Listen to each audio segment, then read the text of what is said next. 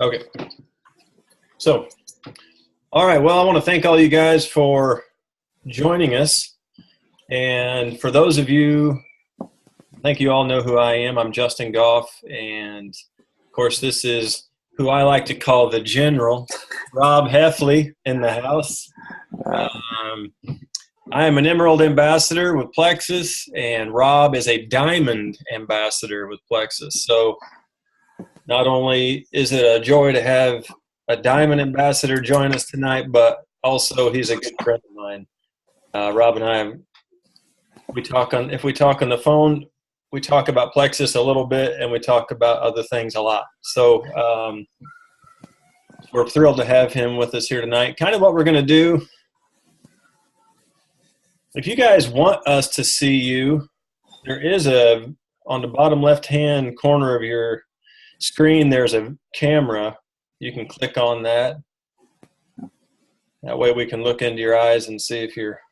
Yeah, if you're naked, don't do that. Yes, if you are naked, please do not hit the camera. I've seen some interesting things on Zoom. So some people don't know the camera's on sometimes. We had a Zoom one time, and the lady's husband walked behind not knowing it was a live video, and he didn't have a whole lot on. That was pretty funny. So anyway, we don't want to have that happen tonight. So like I said, this is Rob Heffley, and I'm Justin Goff. So the idea behind tonight is just encouragement. That's all it is. We just wanted to get on here and just encourage you guys, and just to show you that, we're just ordinary guys and took advantage of an extraordinary opportunity, and it's changed our life, really. So what we're going to do, this is kind of what we're going to do tonight is we're going to share our story, and then I'm just going to open it up to questions that you may have on network marketing, on Plexus, on working from home, on growing a beard, whatever you guys want to learn about, we're here for you. We want to be a help, and we want to see you be successful. So without any further ado, I'm going to turn it over to Rob, and he's going to tell us his Plexus story. Well, guys, a little bit about me. I'm a redneck from Arkansas, hillbilly. I mean, all that from the sticks, Ozark Mountains. And if anybody can become a diamond in Plexus, I did it. You can do it. I promise you that. First of all, I was like a jerk husband. And I got a little bit of feedback on Justin. There you go. But I was a jerk husband. My wife started doing Plexus like 3 years ago in June. And I was like, don't do that. And I think I cussed about it. I was like, don't do that, because I didn't want to be that dude who everybody avoided everywhere they sent, because their wife was doing some kind of telemarketing thing. And not telemarketing, but multi-level marketing. About the same difference is how I felt. Avoid those phone calls, avoid those people. That's how I felt, But so saying all that, man, I was just my wife did it anyway. Didn't listen to me. She's real submissive, as most of you can tell. She didn't listen to me. Did it anyway. And I told her, I was like, hey, make $500 a month, I'll take you serious. First month she made $500. So I was like, well, I'm lying to you. I really don't take you serious until you replace my income. Well, it took her like 8 months. And at the time I was working gas and oil, and gas and oil was still on the upswing then. And I was making about 6 figures, company truck, all that stuff. And, she made me look bad. She did it. She went after it. And my wife, though, is introverted. Doesn't like to talk to people. Doesn't like to be in groups of people, which blows my mind still that she was successful with it. But it took me seeing her be successful. Actually, I ate dinner with the CEO of a trip she won. Went to another trip, a couple trips. I mean, I was one of those guys, I was just a jerk about it. I didn't quite see it. I couldn't see it because at the time I had a gas and oil business. I worked on myself. I had to sell a couple businesses and kind of hit a low point, and I couldn't. I don't know if you guys ever hit like kind of ruts in your life where you can't really see, anything out in front of it. You're like, hey, this is where I'm at. I can't see how good something could really be. And that's where I was at with Plexus. I couldn't see because I had these preconceived notions about what MLMs were and what, this was. So finally, after I started to look at it really good, she was successful. I started working the business, and one of those things that, I'd actually had success with the products. I had IBS stuff that really bothered me, and it helped with that. Seeing other people, just different things that was just good products. And she won a trip. I don't know if you guys have heard, called Silver Star Strip. And she wanted me to go with her. I was still a little bit skeptical. I didn't want to go with her because I was traveling. At the time, I traveled like 20-something days a month. And she's like, I want you to go to Scottsdale, Arizona, which where Plexus was at, headquarters. She won a trip to eat dinner with the CEO and all that stuff. And I was like, I don't want to go. I want to stay at home. And it's kind of a jerk about it as normal. But, man, we flew there. We got picked up in an Escalade at the airport, which I thought, man, this is pretty cool. I just looked nice. Driver couldn't speak any English. And it kind of scared me a little bit, of course. But we got to this hotel, and I'm like, it's really nice. And it was like a resort. And so this place, and we got to the room. I was like, hey. And they had a bathtub I could fit in, standing tub, which, I'm pretty much like NFL lineman size, but bigger than most NFL linemen, actually. So this place was just really nice. And I'm one of those guys, man, I ask questions. I like to know why and, just know the truth. And the next day we got to take a tour of Plexus, the headquarters, got to take a tour of where they package stuff, all that stuff. And I'm really big about organizational health and about jobs. And I asked people, I was like, do you like working here? And do you like your job? And, different ones. And the guys that gave us the tours, and I asked them, I drilled customer service people. They probably thought, who's this crazy guy? Because I didn't win the trip. I was just, my wife had that little name tag that said guest on it. And, but everybody answered really good questions. And the guys that gave us the tours, man, I'm still friends with today. There's good people. And that night, the CEO, Tara Robinson, some of you guys have seen him on videos and stuff, maybe at convention. But I started drilling the guy. I was like, about longevity, about products, about money, just kind of see if he ever read a book, because I read a lot.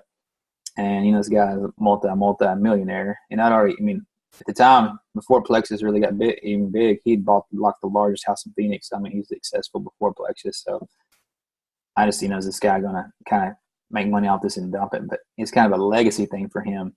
And that was a big deal to me because the time the company I was working with had been through like 3 mergers, and just watch people kind of come and go and be treated like numbers and fired and let go. And I just, I want people to be treated right. It's kind of the way I am.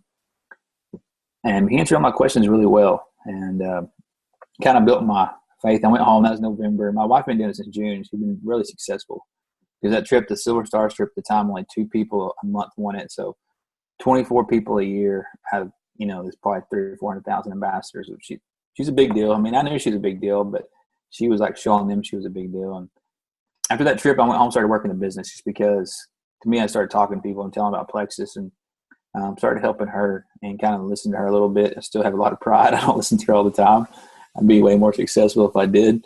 But she, started doing the stuff about Plexus and becoming involved in the culture of it and seeing, hey, this ain't just about, just for women, or just, this is not just, those stereotypes, or, people can't be successful. And kind of became a student of multi-level marketing. Started reading tons of stuff and listening to podcasts, and I started learning because, I like to learn anyway, but I wanted to learn about other companies and other people, why our stuff. And then it's kind of took off, and just that, that was really November, December. In January, I hit gold.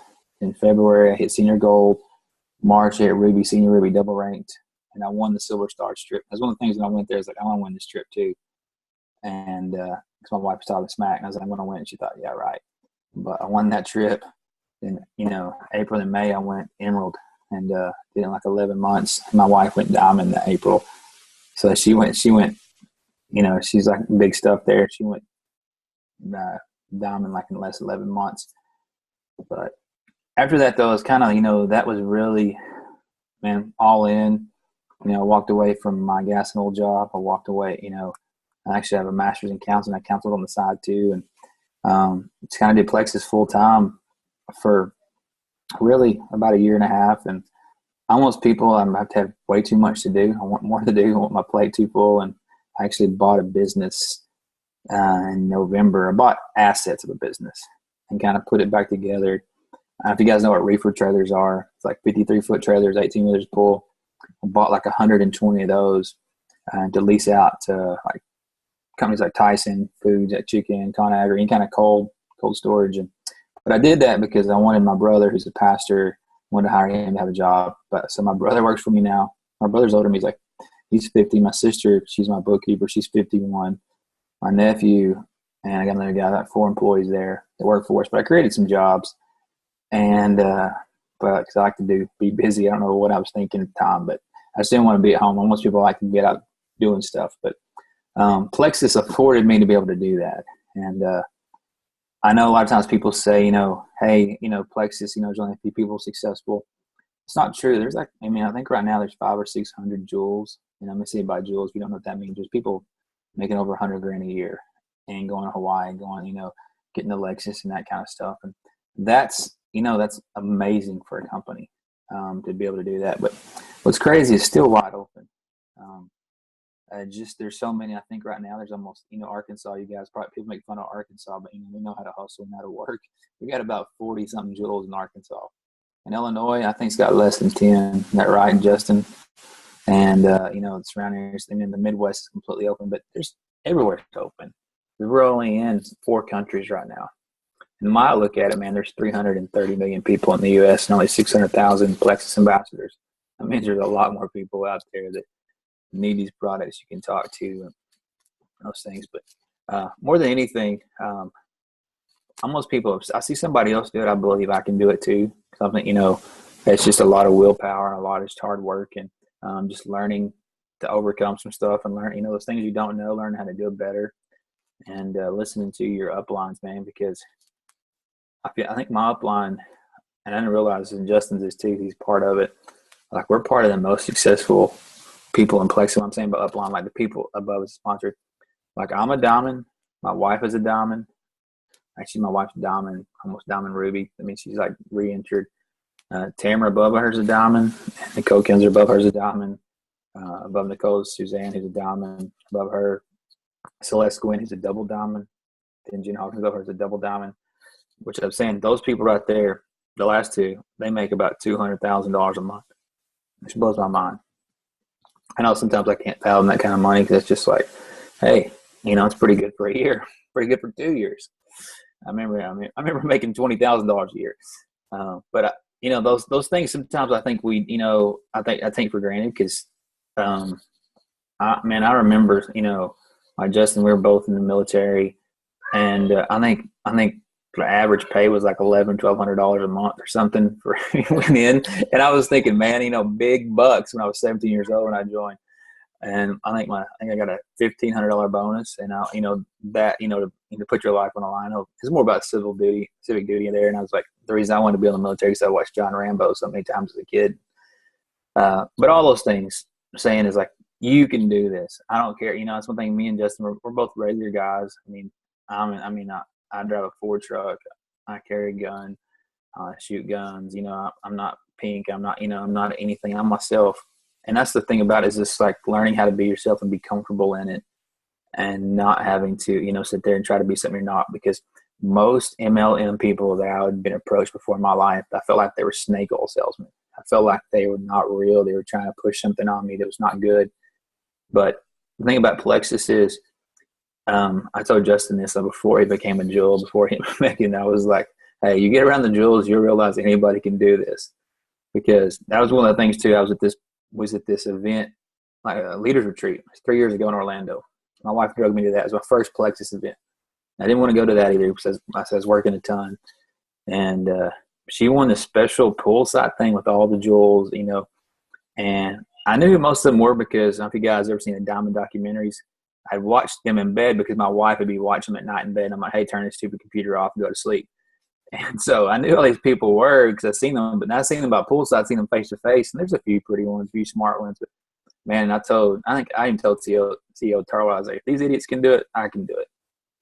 And that's the way I live my life. It sounds kind of crazy. And I know it takes hard work, it takes God, it takes a lot of those things, add in there. But it's when you get your why, you write it down, you get your goals and you go after stuff, you can do anything. I truly believe that. Sometimes it might take you longer, and I think that's where a lot of people with Plexus, I think sometimes people quit because they're not thinking about in time-wise. They're not, just to buy in. But I have a college degree. I've got a master's degree, actually. But I know people that go to college for 4 years and they might get a job making 30 to 40 grand. Okay. If you get Plexus 4 years of your life, you're not going to be $100,000 in debt. You know, you sit there and you go after it. I really believe even if you're senior Ruby after 4 years, you're making $50-something thousand a year. And it's probably your second job. And that's where I'm saying it's worth it. It's worth the consistency. It's worth the hard work. It's worth the extra things.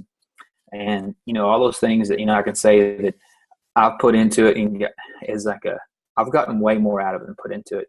Not just financially, but the friendships like Justin, like a couple weeks back, I was driving around the RV and we coming back from the CrossFit games. And I stopped at his house and got to hang out. I mean, they're friends. And, you know, not everybody wants you to pull their 43-foot RV up in the driveway and just hang out, you know, let the generator run all night long. And I know I'm sure his in-laws really loved it. But, you know, just in his – but I got, you know, that friendship we have, you know, sitting there. I remember the first time me and Justin hung out was 2 years ago in October. We were at a Plexus event, and he was a skeptic. He was like, what, you know, what is this? Is it for real? You know, it's talking about working in the highway department. I'm like, man, I know. I was like, all people I know work highway department, you know, stand on their shovel or sit in their trucks. I know you don't do a lot of work. Now you got a lot of extra time. You can probably have a lot of time to make some money while you're doing that. But I like to talk trash too. So I was like, I know him and Megan, you know, his wife was, you know, she was full board on, and it was cool to see. But I was like, when you have a husband and wife team, it makes things easier. And when I say that, I was like, you know, a lot of times to my wife, I had to kind of ask for forgiveness because I didn't realize in life, sometimes I always look at my wife, I think, you know, she was put her in this work to help me fulfill my calling, whatever I'm supposed to do, whatever God's called me to do, you know. But sometimes I forget God put me on there to help fulfill her calling, help her to be the best mom, the best, you know, the best mom, the best wife, but also, man, the best Plexus ambassador. But, man, as a team, when you team up, it just makes things better, you know, because you both got giftings. And, you know, even if you're a single guy doing this, or if your wife's not quite joined in yet, you know, find somebody to be a sideline partner. Find friends. And it's like me and Justin are, you know, like that part we like talk about, hey, doing this or doing that, you know, different things we think about and ways to approach people, ways to talk things about. And it's just having that in life is a big deal. And having friends, I mean, the friends I've got from this, man, I just and tons, you know, like I always joke about Texas a lot because I have a lot of friends in Texas. But, man, like today, I, you know, calling one thing, checking on him, saying, hey, do you need anything? Another one this morning messaged me, man. He's like, hey, because I posted about a couple of days ago about me and my wife having like a rough 2 weeks. And he was like, just calling to check on me. But, you know, friends like that, man, priceless. And just being around good quality people. And I know I'm rambling a lot, but the big thing is, you know, 3 years into this, man, Plexus has changed my life. It's changed my family's life. It's allowed me to live where I want to live at. It's allowed me to drive what I want to drive. It's allowed me to choose when I want to work. I still like to work. People, you know, want to be retired, of course. You know, I have to be able to work when I want to work. You know, sometimes it's early in the morning, sometimes it's later. But it's like I get to choose that and have freedom. And I think as a man, I think that's one thing we value so much is freedom because, you know, I went to CrossFit Games a few weeks back. But I was gone for 2 weeks. You know, I didn't have a boss to call. I didn't have to ask off. I didn't have to sit there and worry about any of that stuff. I didn't have to worry about I want to have any money in the bank when I get back from vacation because I spent it all those little things. You know, I sit there and I could. People was like, "When are you gonna be back?" I was like, "I don't know." I was like, "I get tired of staying in an RV." And I, you know, sit there just that part. But you know, that freedom is a huge deal. And, you know, freedom, what happens is freedom, you know, man, it can come from extra $500 a month. You say, what, you need $500? Man, that could pay your car payment, that could pay your, you know, part of your house payment, whatever. You know, whatever is kind of, you know, giving you a little bit of margin, giving you a little bit of leeway, because that's where we were at. Because the time I told my wife I needed $500 extra a month. I was working full-time gas and oil, and I was counseling like 1 day a week, you know, contract counseling, and just trying to, and I didn't have any more hours left in the day to make money. And, because I just needed her to contribute, but I didn't want her to go back to work full time. But, man, just the big thing is, like, no matter what, you guys can do this, you know. And there's a lot more resources out there than when I started for men. Like, we have a Facebook page, you know, Plexus Man Cave. I know some of you are probably on that. And lately I haven't got to post as much because I've been Mr. Mom in it for the last few days and just kind of getting back in the swing of things. But it's possible. It's a big thing. This is possible. It's worth it. And it's a good deal. But that's about everything, Justin. I don't know if you have any questions, or you want to do questions after we both talk, or whatever you want to do. Yeah, I'll go ahead and share my story, and then we'll open it up for questions. You guys can ask whatever questions you want to ask. That sound good to everybody? So my story really is kind of a lot like Rob's. There might be a couple small different details in it, but really we have a little bit of the same story. But when Megan and I first started Plexus, honestly, we were praying for two things specifically. We were praying for an answer to her health issues. She was really struggling with her health, man. We were never had a sick wife. It's pretty tough. And so we had tried everything else. We were praying for an answer to her health issues. And we had also been praying for a couple of years for an opportunity for me to come home. I was working road construction. And I didn't work for the highway department though. I worked for a private contractor. We actually had to work. The state guys get to stand around. So it was a great job, great company. I mean, they treated us well, really. I was just never home, and I was never home. I did not have a college degree, and this was the best job anybody in my family had ever had. So to walk away was pretty tough. We were a single income family. I worked. Megan worked here in the home by homeschooling and keeping the house going. And so anyway, I was praying for an answer. I was praying for an opportunity. So then fast forward to 2015, Megan started the products. Before she started the product, she said, "You mind if I try this stuff?" I said, any guy would say, "Well, how much is this going to cost?" And so it was an extra $100. It was $100 a month at that time, something like that. We were already paying $500 to $600 a month with the medicine she was on that wasn't really working. I mean, it was doing some good, but not $500 or $600 a month good, So I said, well, give it a shot and let's see what happens.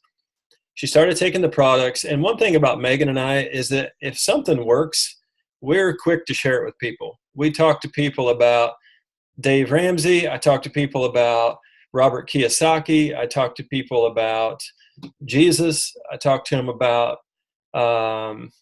being a Republican. I mean, so many different things, and everybody relax. So people were asking her, so what are you doing? And she started sharing Plexus.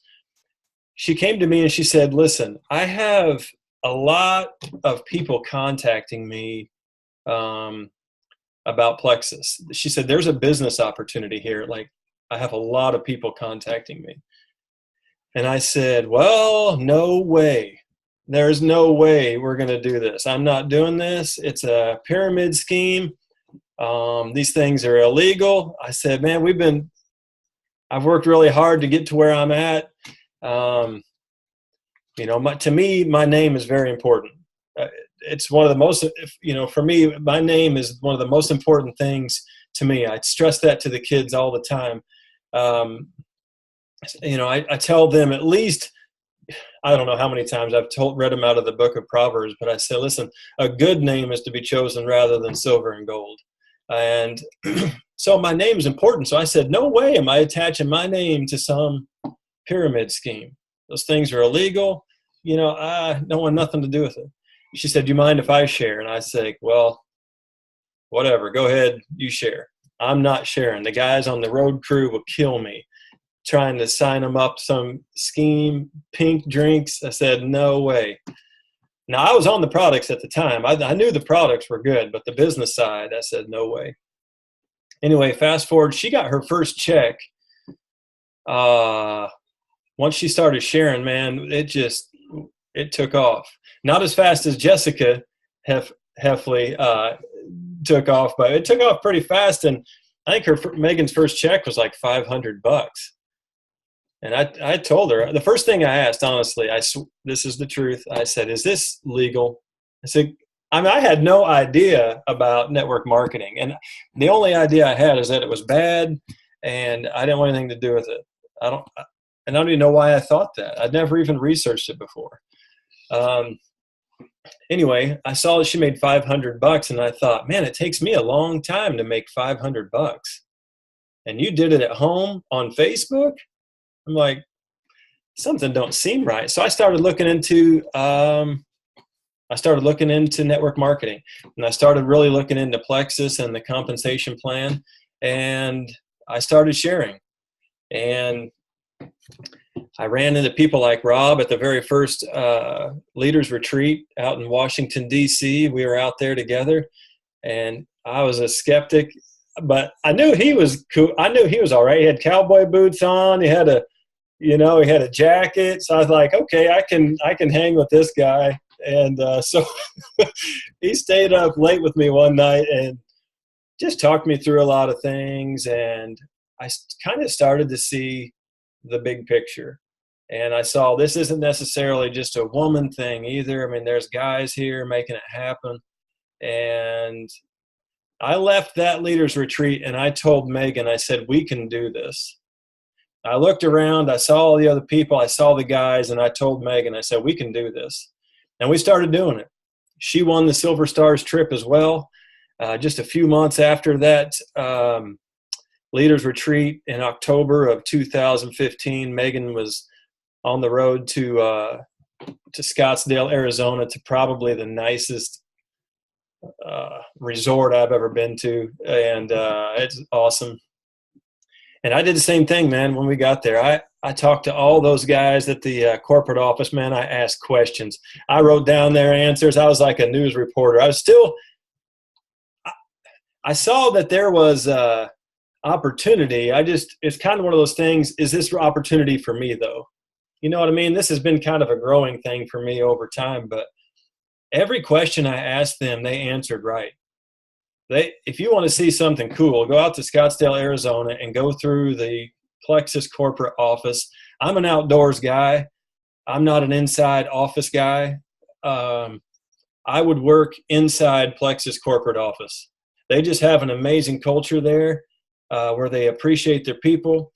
Everybody counts. They matter. It was the most incredible office situation I'd ever seen in my life. It was incredible. And anyway, so that was 2016. I was still working road construction. The weird thing is, like I said, we were praying, and every time I needed time off for a Plexus event that Megan won, or we wanted to go to Indianapolis and listen to some of the jewels that came over there to speak, every single time an event came up, somehow or another, I got off work. We never got off work. I can't even explain. It happened like 5 or 6 times. I was able to go to Scottsdale, Indianapolis. I was able to go to Washington, D.C. It just worked out. So my first tip for anybody, pray. Prayer works. God hears your prayers. And it just worked out. And I started going to these events with Megan, fell in love with the company, started sharing more and more and more all the time. And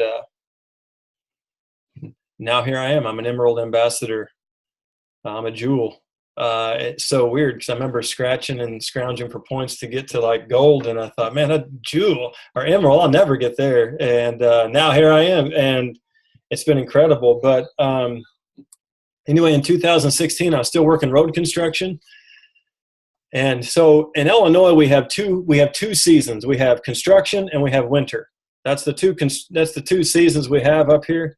And so when it was construction time, man, I didn't see my family. It was go time. It was up in the morning at 4, check the weather. Then I'd hang with my crew all day long. I was in charge of the projects. I was a project manager. And I'd get home about 9 o'clock at night. And that was every day, except for Sundays. And so I just want to make this point real quick. I hear some guys, I saw one guy one time on the Man Cave, like, yeah, I'm just tired. I think he worked like 40 hours a week or something. But man, I just don't have time to.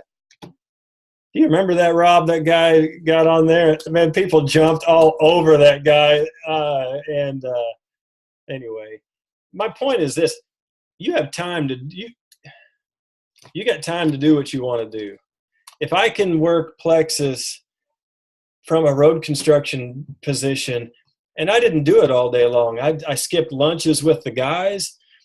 I didn't go out with the guys after work anyway, but I made different decisions. If I had a few minutes, I would be messaging people. If I had a few minutes, I'd be listening to some calls. If I had a few minutes, I'd be studying the compensation plan. If I had a few minutes, I would study something about the products or talk to one of the guys on my crew about the products. I didn't go and create a market when I was working road construction. I just used the market that was around me. There was no reason to go create a market. I had a market. And I was in charge of those guys, so they had to listen. So it kind of worked out pretty good. They weren't so. But anyway, the point is you make time to do the things that you want to do. You have time to do the things that you want to do. And so I did that all throughout 2016. We went to the convention in 2016 out in Las Vegas. And while we're out there, the Lord just made it super clear to me that this is the path I have for you. Take it. So I left Las Vegas and came home, talked to the owner of the company, and he said, how's Plexus going? I said, it's going really good. He said, how good? I said, you can't afford to keep me. I said, it's going great. He's a customer too. The owner of the company is a customer. He's had incredible results, by the way. And the owner of the road construction company said, listen, I don't want to lose you, but I love you and I want the best for you. He said, next year we're going to have a slow year. I think that you should take advantage of this opportunity. He said, I don't want to lose you. He said, but if it can be better for you and better for your family, he said, you should take advantage of this thing. And I really respected that. I thought that was a sign of manhood, in my opinion, for him to say that. And he said, if it doesn't work out, then, or you don't like it or whatever, he said, call me back. I'll put you back to work the next day. He said, no problem. He said, so don't let fear be a factor. He said, go for it. And, the rest is history. I left and I told him I'd finish the project that I was on. I wasn't going to leave him high and dry. I'm not wired that way. And I finished that project, made him a lot of money on the project, and I was out of there. I left in September, almost 1 year ago exactly. I left road construction. I've been home for almost 1 year. And all those prayers I prayed, all those years about wanting to be home more and wanting to be around more, I'm living it out. I'm at home with my wife. I'm home with my kids. We're making good money. And we're not done with this opportunity yet. We have not yet achieved all the goals we've set for ourselves. And I have no business background either, guys. I'm a Army veteran. I'm a road construction supervisor. I got no college education. So my point is this, is that if I can do it, you can do it. The opportunity is there.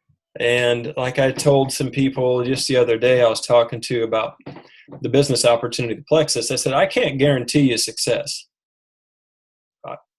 Life's not fair. Some people make it. Some people work harder than other people. That's just the way it is. So I can't guarantee you success, but I can guarantee you an opportunity. And I can't think of a bigger opportunity than Plexus. A couple of years ago, I didn't see the big picture like I do now, but the reason I can say is because I'm living it out. and it was a big fearful thing for me too, to leave road construction to come here. I was comfortable in road construction. We were making good money, and providing for my family is a big deal for me, as it is for all you men too. I know it is, and we're men. It's what we're called to do. One of the things we're called to do. So it was hard for me to leave road construction and come here, but I had peace, and I saw that the opportunity was pretty large. And the cool thing with Plexus is you don't have to leave what you're doing to do this full time either. You can do it part time. You can, if your goal is $500 a month, the opportunity in Plexus is big enough for that. If your goal is $1,000 a month, the Plexus opportunity is big enough for that. If it's $10,000 a month or more, the opportunity is there. It just depends on what your personal goals are. So, so anyway, there you go. 2 skeptics turned into Plexus jewels. So anyway, the opportunity is there. If we can do it, you can do it. And let's see, what time is it? 8:38. I think what I'll do now, I think we'll just, if you guys have questions, why don't you, there'll be like a microphone with a red slash through it. If you have a question, just go ahead and unmute yourself and ask, and then Rob and I can kind of tag team the answers to the questions if that works for you guys.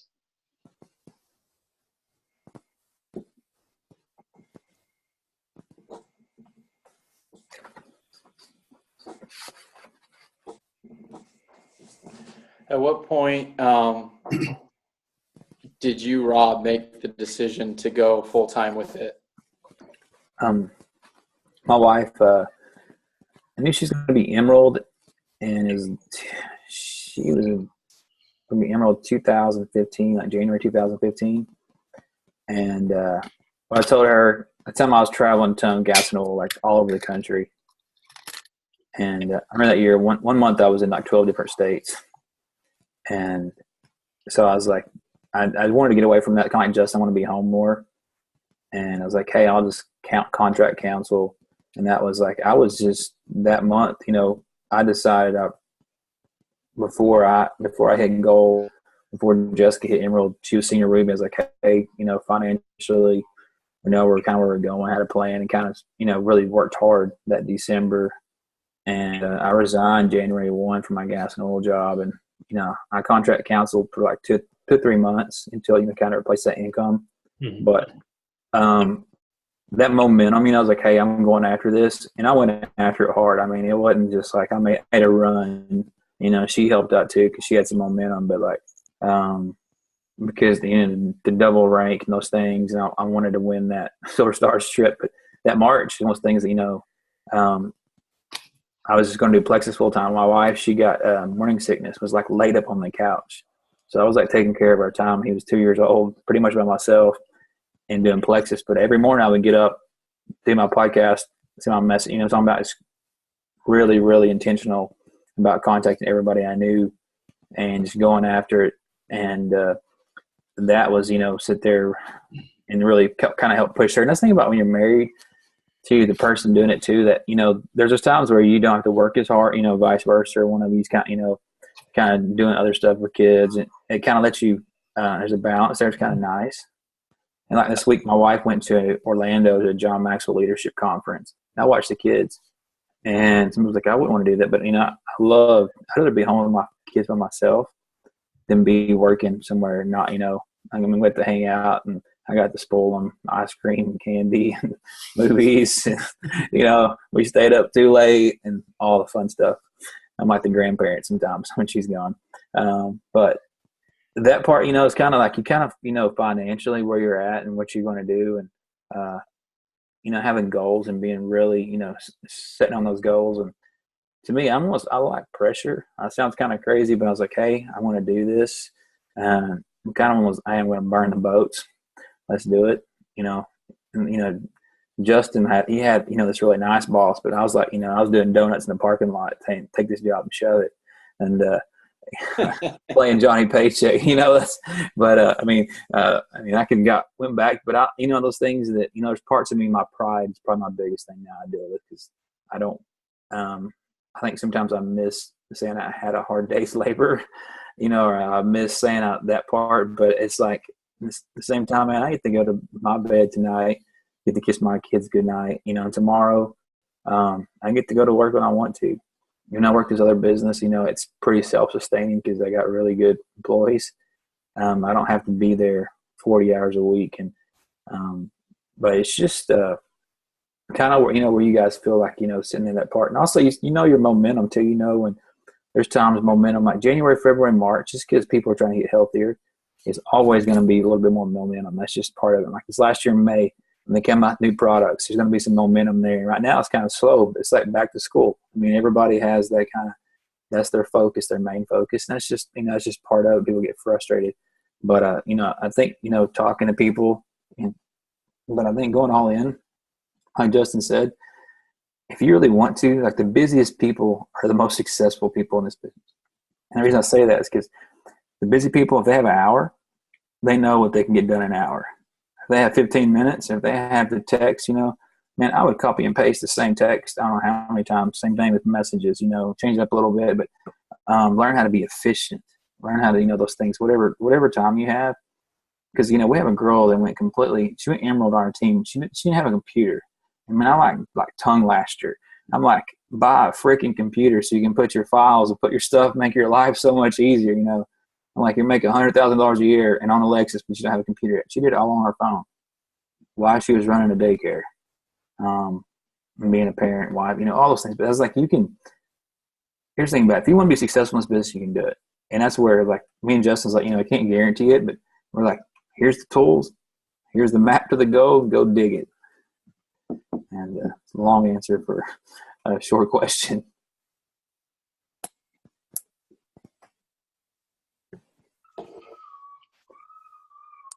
Did that get you, Josiah?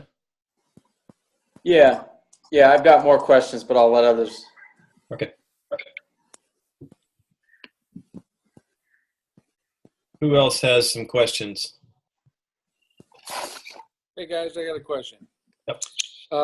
For actually both of you, both Rob and Justin. As far as the dynamic between you and your wives, both doing Plexus, both with the family, how does that work? What does that look like in your day? Chaos, and we are like we're like oil and water, and we go to marriage counseling, and man, my wife, I joke, I call her Boss Hef. She is the boss, aka Boss Hef, and she's introverted, but she runs, like a boss. I'm like, hey, I was like, I'm not your employee, even though I'm your downline. So my thing is, a lot of times she knows her stuff. Like, my wife is, I know you guys like diamond. No, diamond's like 4,500 points. She's like a diamond, like almost 5 times over, which is crazy. She's got 20,000 points. She knows what she's doing. She's a great leader. And sometimes for me, my pride, I'm like, I don't want to listen to you. I don't want to do what you tell me to do. So it's taken me longer. It took me 3 years to become a diamond because I didn't want to listen to all of her. And sometimes her knowing how to coach me too. Like, almost been, hey, encourage me. I'll like, encourage me just like this much, and I'll run like 12 miles. And just, learning how to deal with that. And our dynamics is like, she was gone for 4 days to Orlando, which I wanted her to go do that because I kind of do what I want to do. And I always say, hey, go out and do stuff with other people. But I'm extrovert. I love being around people. I love, like convention. I love all that stuff. And just, trips with guys, hanging out. And like today, like last night, man, before she got home, I cleaned the house up really well. Thank the Lord. And turned the lights off, the stuff she couldn't see, because the house cleaner was coming today, thank God. And so she didn't see all the destruction we had. But that part is like, today, I had the kids' lunches made. I got up, took the kids to school, and I went to my other business, and she did stuff, and she went grocery shopping. And like tonight I'm doing this, and, Justin's not in my downline, but she's in Jessica's, but I love helping people on our team, no matter, whatever. Me and her look as we're one team together, because there's people that my personality meshes well with that's underneath her, and vice versa. We don't with each other because she's really direct. We call her red. I don't know if you guys are familiar with the personality, MLM personalities, the red, blue, yellow, and green. And when you kind of understand each other, kind of how you work a little bit better, people work sometimes like her, that part of it, and some people like me. So learning how to listen to some of that, and learning, real big about finding your strengths too. There's a book called Strength Finder 2.0. It's a little short book. You read like a couple pages and do an assessment. What happens is it tells you like your 5 strengths at a top out of 34. Mine's so different than hers. And what I've learned is to leverage my strengths. She leverages her strengths instead of always trying to work on our weaknesses and become Yoda. I do work on my weaknesses, but you're always just working on your weaknesses. Your strengths are never getting fine tuned. And it's like, when I go to sit there and I go get the knife to cut something, I get the sharpest one. I don't get the dullest one to start sharpening it, and sit there. The strengths is really, that's a big deal, and letting her operate in her strengths, and she operates in mine, and learning how to do that. It's a balance. I mean, I think any job, any business, the thing about having your wife as your partner, and the only good thing about this is that you can make up sex. That's one thing about having other business partners. You can't do that. But just that's the one thing I always joke about. And she's like, "Shut up," she gets mad about. But that's very, very important. Is like, man, just knowing your roles and how can you do those roles and maximize and be efficient in them, and learn how to celebrate each other, man. Because there's nothing I've ever been prouder than seeing my wife 2 years ago speak at convention in front of 12,000 people, and vice versa. She did it again this year, and same thing. She said the same thing about me. I had to speak in the men's event the last 2 years, and she was, to be proud of each other, their successes, and to see her just blow by stuff, and like this year, like the first 6 months of the year, the contest to go to convention, she was second place out of the whole company. And I'm like, shout from the rooftops. Look at her, and she's like real quiet. She's not as quiet on videos and stuff, but she's like, I don't say anything. I'm like, whatever. I was like, look at my hot wife, 6 foot tall there, but that and learning how to celebrate is a big deal. And learning how to just, man, communication. You guys know this, been married for a while. The struggles you go through, the victories, sit there, you love your wife more, and you learn how to celebrate them instead of being, because a lot of guys, happens their wife becomes successful in Plexus, or even like a semi-successful, they become insecure. And I was never taught that way to be, taught to celebrate. Because I want my wife to be the very best, and I want to talk trash about my wife, to the other guys. That's just me. But I was like, I want my wife. I don't want to be insecure, because I want her. I mean, if she has 200,000 points, someday, I don't care if she's making, if she's making $1 million a month. That means I'm making $1 million a month, and I'm not going to be insecure, that she ranked above me or any of that stuff. I want her to be successful, because we know it's a team deal. It's not just, it's not just her. It's me. We do this together, and everybody knows she's the brains of the operation.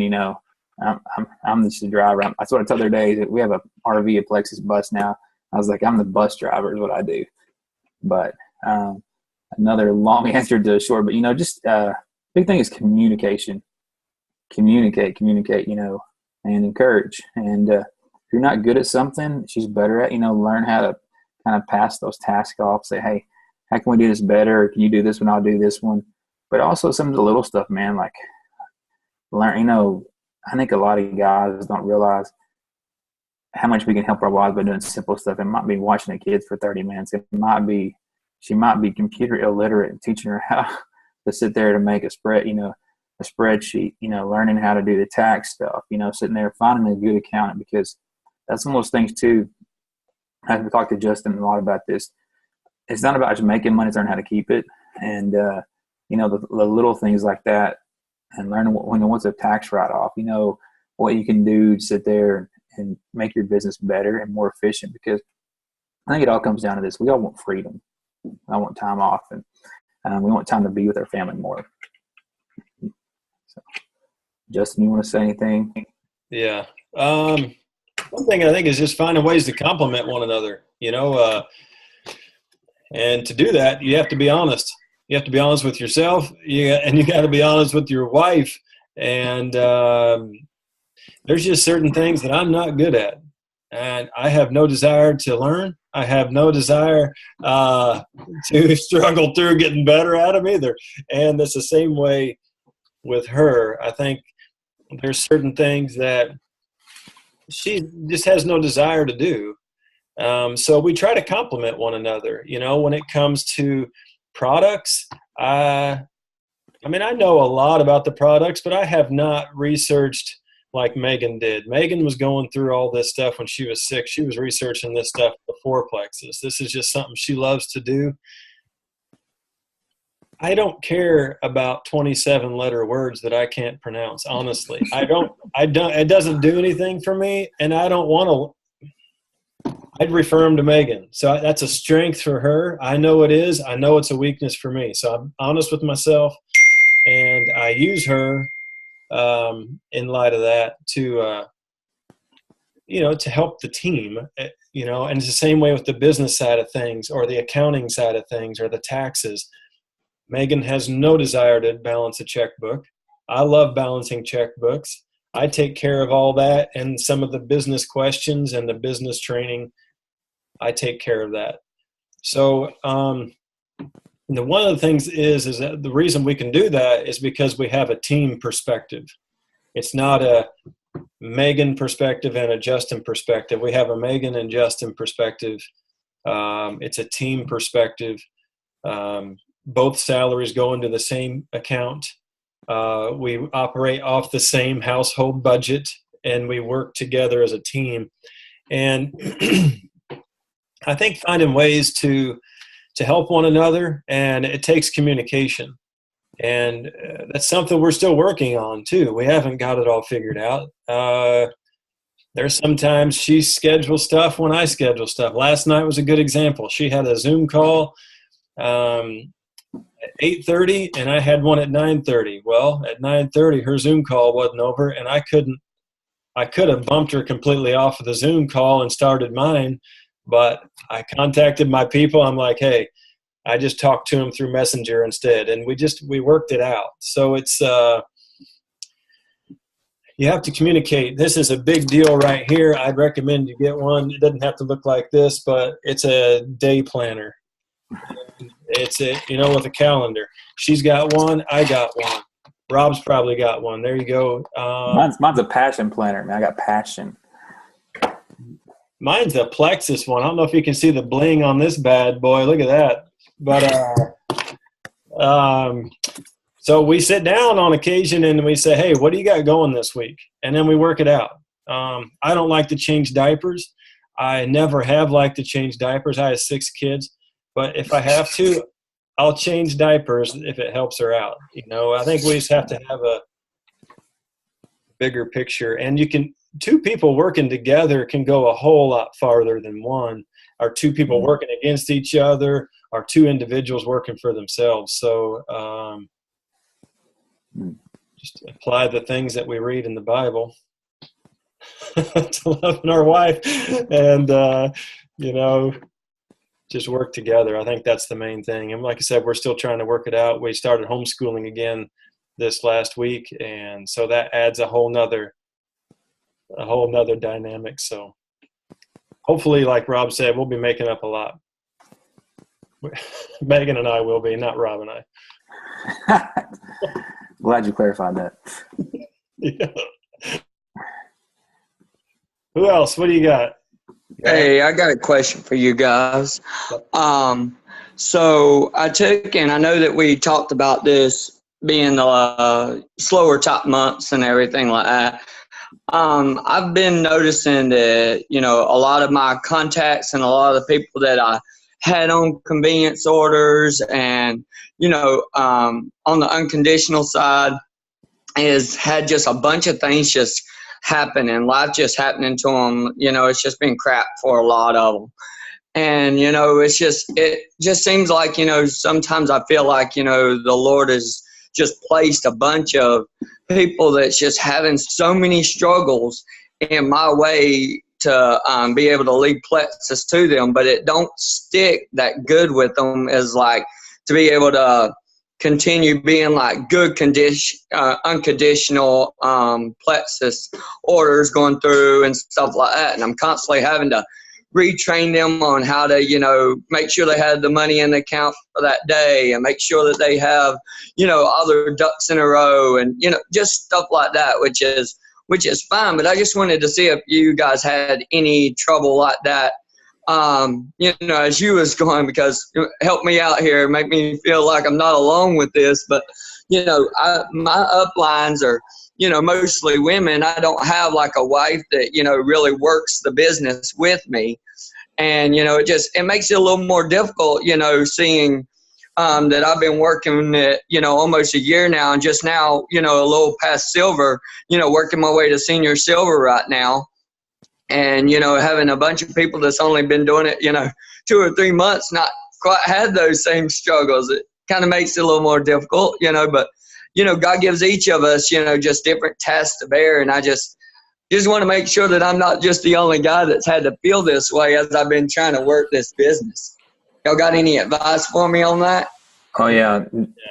Good. David, like, I'll tell you this right now, always, and we say this, I truly believe this, like, comparison is a thief of joy, man. And like, you know, I said one person can do it. That means I can believe, you know, your timeline is not the same. Like if I compare myself to my wife, who like I said, my wife's got like 21,000 points right now, you know, and I'll never get more points than her because I'm underneath of her, you know, unless something just freakishly happens. But and that part of that is like, as your journey right now, man, and congrats on being silver. You know, like sometimes, you know, just a year, you know, what it is like, I always tell people, man, almost always to Emerald, there's a lot of hand holding.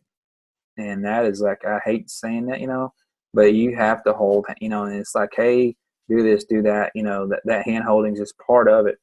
And what happens is, you know, the people that got me to silver, when I went Emerald, not one of those people were active.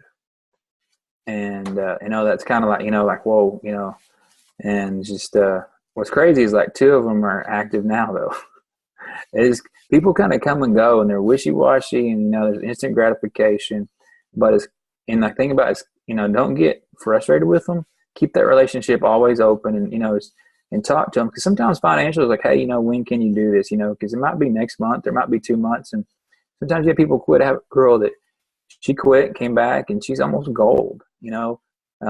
I'm with a year's time difference. And just, you know, to keep those relationships open, you know, don't sit there and don't fret. You know, but people are always going to kind of come and go. And I tell you this, man, this is a lot like church. And I hate comparing to church, but it's so much because, you know, people come to church for a little bit and they leave, you know, they'll come on Christmas, they'll come on Easter, then they leave, and they come on softball season and they leave, you know, they come back around and there's people, man, one day it clicks, you know, like they take off.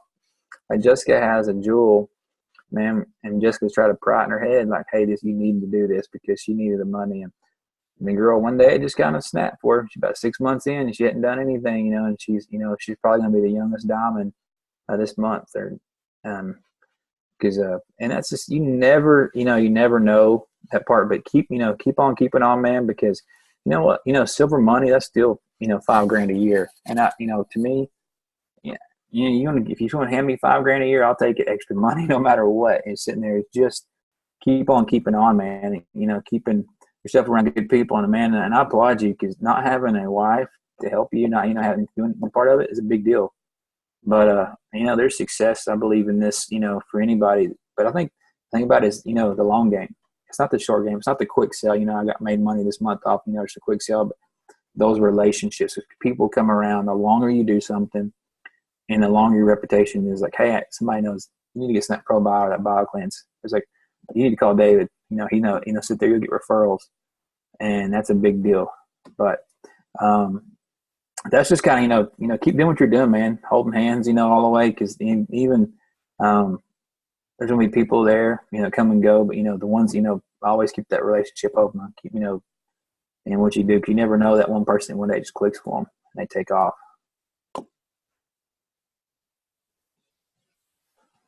Justin, you're muted, buddy. There we go. Okay, thanks.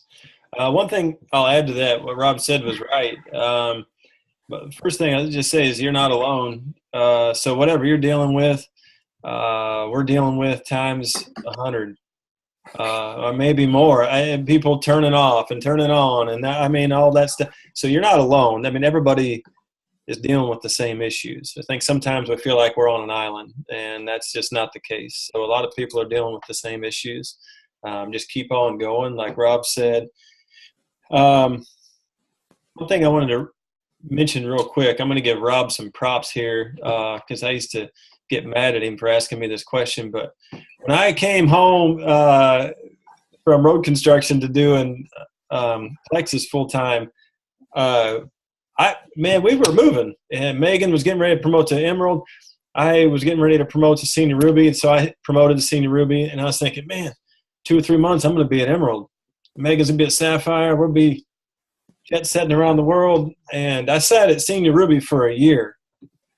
So, and one of the reasons I did, I had a lot to learn. I look back and I think, I personally was not ready to become an Emerald ambassador at that point. I didn't have the character that it takes to be a Jewel ambassador with Plexus at that time. I thought I did, but I didn't, because I was thinking about me more than I was thinking about others. And it took about a year to start getting it through my thick skull. This whole deal is about other people. It's not about you, and it's not about sales. It's about other people. And Rob kept asking me for the longest time. He's like, man, what books are you reading? And I'm like, what? I'm recruiting. I'm going diamond, who's got time to read books? I'm talking to people. He's like, man, you got to be reading some books. I'm going to ask you every time, what book are you reading? And so this is what I pulled this off of my nightstand. I'm in my bedroom right now, but this is on my nightstand right here, right now. This is in line, not in any specific order. Yes, I got the George W. Bush Decision Points book on sale. They about gave it to me. But I'm a big Bush fan. I thought he was great. Anyway, I have a bunch of them here, and we can give you guys some tips on some good books. Maybe that'd be a good thing to do before we get done tonight. But I share that because one thing is, don't get discouraged wherever you're at. One thing is pour into yourself. Learn as much as you can. Learn as much as you can so that we pour into ourselves so we can pour into other people. You can't impart what you don't possess. I heard a pastor say that one time, and that's always stuck with me. So personal growth, honestly, is when my business changed. When I started listening to Rob, I started reading my books, and I started learning. I started growing. I started being challenged. And honestly, my business changed because I changed. So the way I approached people changed. So that's one thing, personal growth. The other thing I want to say is keep recruiting. Sometimes we like to hang all of our hope in like 1 or 2 or 3 different ambassadors. Don't do that. Don't put all your hope in one person that you think might be a rock star. Keep recruiting and be your own rock star. That's the way, just be your own rock star and just keep reaching out to people and, keep trucking. Man, I want to say that is the most personal development. Here's the thing about Plexus ends tomorrow. And the things I've learned from personally growing and reading is I have a confidence to go out there that I'll find something else to do. It's like that belief and the learning, and man, it's constant. I read all the time. It's like, hey, I'm not a reader. Man, there's audio books and there's, podcasts. And I believe constantly, filling your head with good stuff, because what happens, man, we can listen to sports radio. We can listen, to country music, and listen to whatever we listen to all day long, whatever, what you're putting in, it's going to start coming out. You're going to start believing, because I really believe, sit there, pour your stuff into yourself. And that's where my wife was watching those diamond docs. She watched those, she started believing, she's like, I want to be a diamond, those goals, you guys can do this. That's what, Justin, I told Justin to read it several times, and people sometimes look at me like, it's not worth it. But man, if I told you to read 100 books, you can make $1 million a year, would you read 100 books? I mean, most people say, yeah. And that's pretty much, to me, that knowledge you get about what it's worth, because you'll learn enough. And one thing I can tell this from Justin, this is in a year's time, 2 years' time, the people that he's signing up now and attracting to his team, are like these guys that are professional people that, that are coming around. And I know sometimes age is a jewel now, but still what happens is people see that and they're attracted to leadership. They're attracted to people that, and I'm the same way. Cause I remember, man, my first convention, I sought out male jewels. So I wanted to know, and, I was disappointed by some, and some are very intelligent, and just learning, and sought out people like that. And I still seek out people with knowledge that want to know. I want to know more about them, and that's just because they're learning, and like I said, they have something to give. And a lot of times people that learn and know stuff, want to teach. And man, just go after that personal development, no matter what, the podcast, books, whatever. But just do it. Pour into yourself, invest in yourself. That's what you're doing. And the library is free. I mean, you can go get your library card if you can't afford a book. They even have audiobooks there, man. Hey, I appreciate it, guys. And yeah, Justin, I've actually picked up 2 or 3 books just since the last time that you talked and made that special trip up here to Maine and talked to us all. So yeah, I've definitely been pouring into myself a little bit more, and definitely feeling a lot more confidence as far as in my whys and my statements, and just the whole reason as far as in what we do, and just getting that knowledge as far as in how to pass that on to other people. But you're right, it all starts within yourself. It starts within that confidence as far as in knowing who you are and what you're doing. So I appreciate you guys so much as far as being there for us. Because like I said, a lot of people that I have around here is not technically a lot of ones that I can really talk to. There's not a lot of guys that's up here that's doing this with me. So I appreciate knowing that you guys are always there if I have questions or anything like that. So thank you once again for that.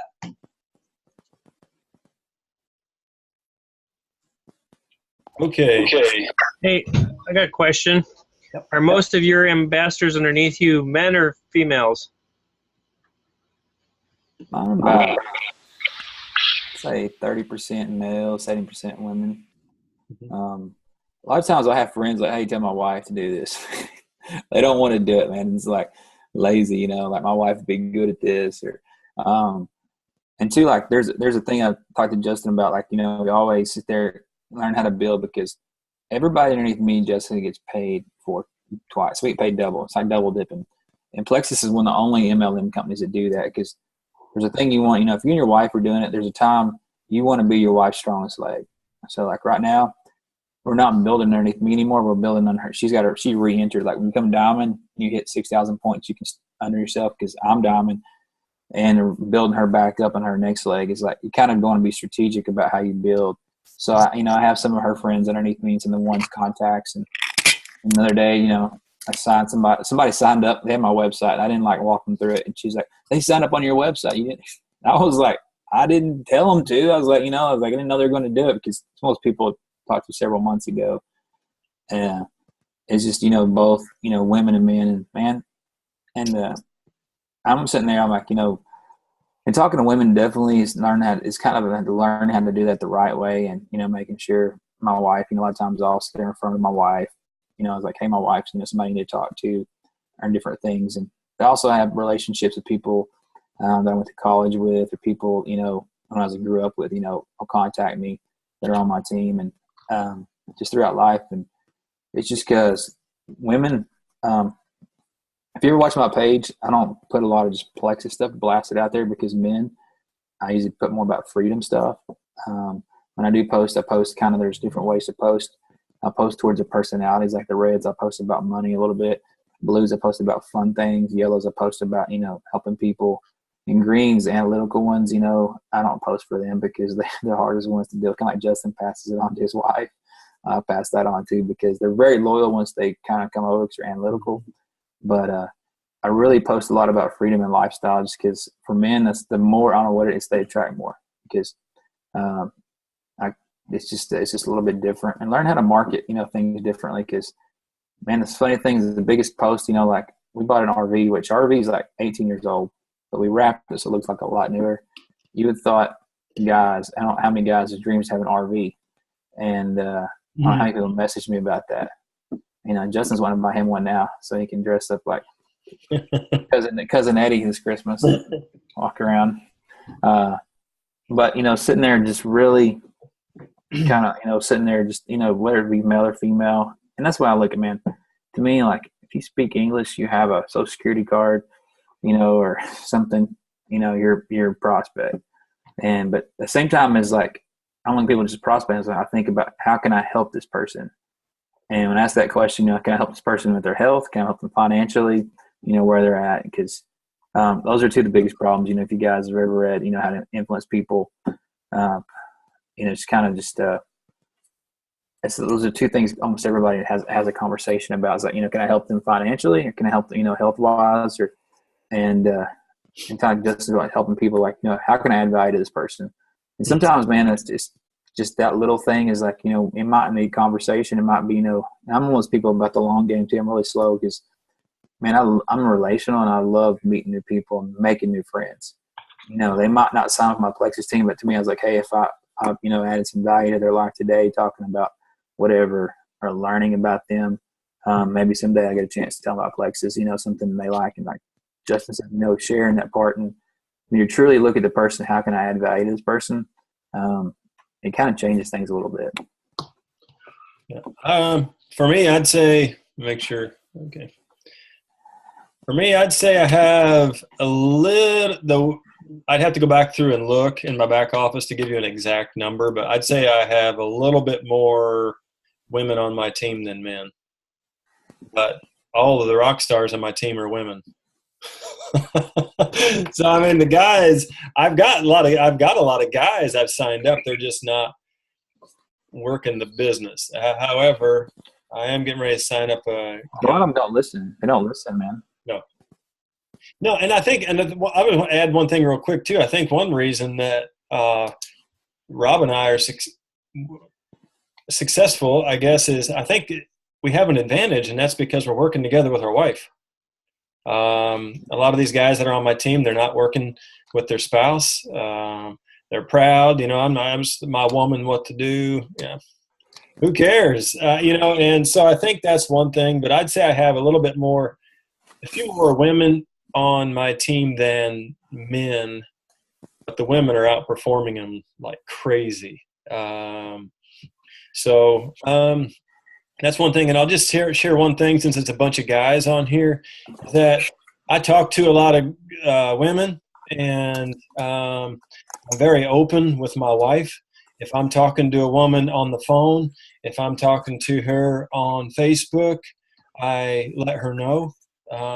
He appreciates that, and it causes no unnecessary friction on our home team here. So I think that's real important. I don't really make a habit of going and meeting women one-on-one. Don't.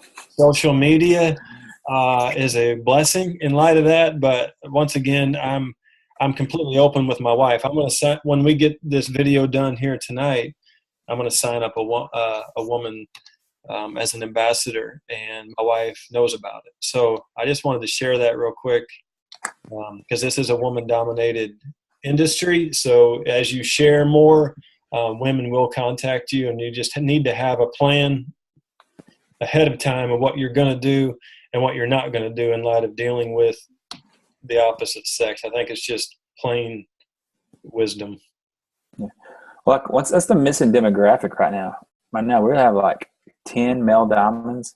There's 150 diamonds total. And like Plexus is around 10 to 12% male. So it's like a demographic I go after, because what happens is, like, I had pride, and I still got pride. That's my problem. I know it's one of my problems. But when a male gets beside his pride, man, this job, they can do so well with it.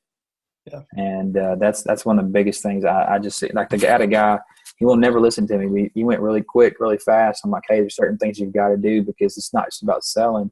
It's, it's about the relationship part of it. And he hit gold really fast, and now he can't maintain it because he's not built relationships with people. It's been more like a quick sell. But and it's, it doesn't matter, your gender. I always think about this, gender, all that stuff. We can use any of it as an excuse, but what can I do? And I try, like, anybody can be a customer. I mean, I have customers and I have ambassadors in several countries that we don't ship to. And, people always find a way to get things. People find a way to do stuff, people find, people say they don't have money. People want stuff. You look at, they spend their time and their money. if somebody really wants to do this, they can find a way. It's $35. If they don't have $35, they got bigger problems. That helped, Jeremy? Okay. What else? What do you got, guys? Can people in Canada sell? Yeah. Canada's got a little bit different rules, but the product's a little bit different price too, because the Canadian dollar, and they have like their version of FDA is a little bit different. But man, my Silver Stars trip, I went with she's a Jewel from Canada. I got to talk to her quite a bit, and I got friends, a couple of friends, Jules, that we're friends with up there. And like one of my goals, I want to go to Calgary next summer, take the RV and do a bus tour through Canada and sign some people up. Because like a lot of the Canadian people, I hate saying this, the ones that kind of, I'm saying Americans, a lot of them Canadians. I mean, if you can just live up there all winter long, you got to be a little bit crazy, and you got a little bit of work ethic, and especially a lot of farm towns. And we got some really strong farmers in Canada that do really well. And this business, honestly, is so much like farming, because you're sowing, cultivating, reaping. Sometimes crop comes in first month, sometimes it's 6 months. And they understand that just completely being intentional, and it's not quick. And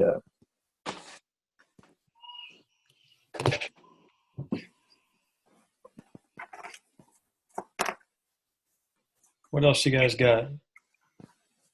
Josiah, I know you had a couple more.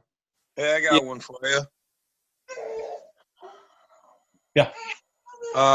You guys have mentioned a few times about some like different Facebook or social media things. Can you tell me where I can find those or what those are?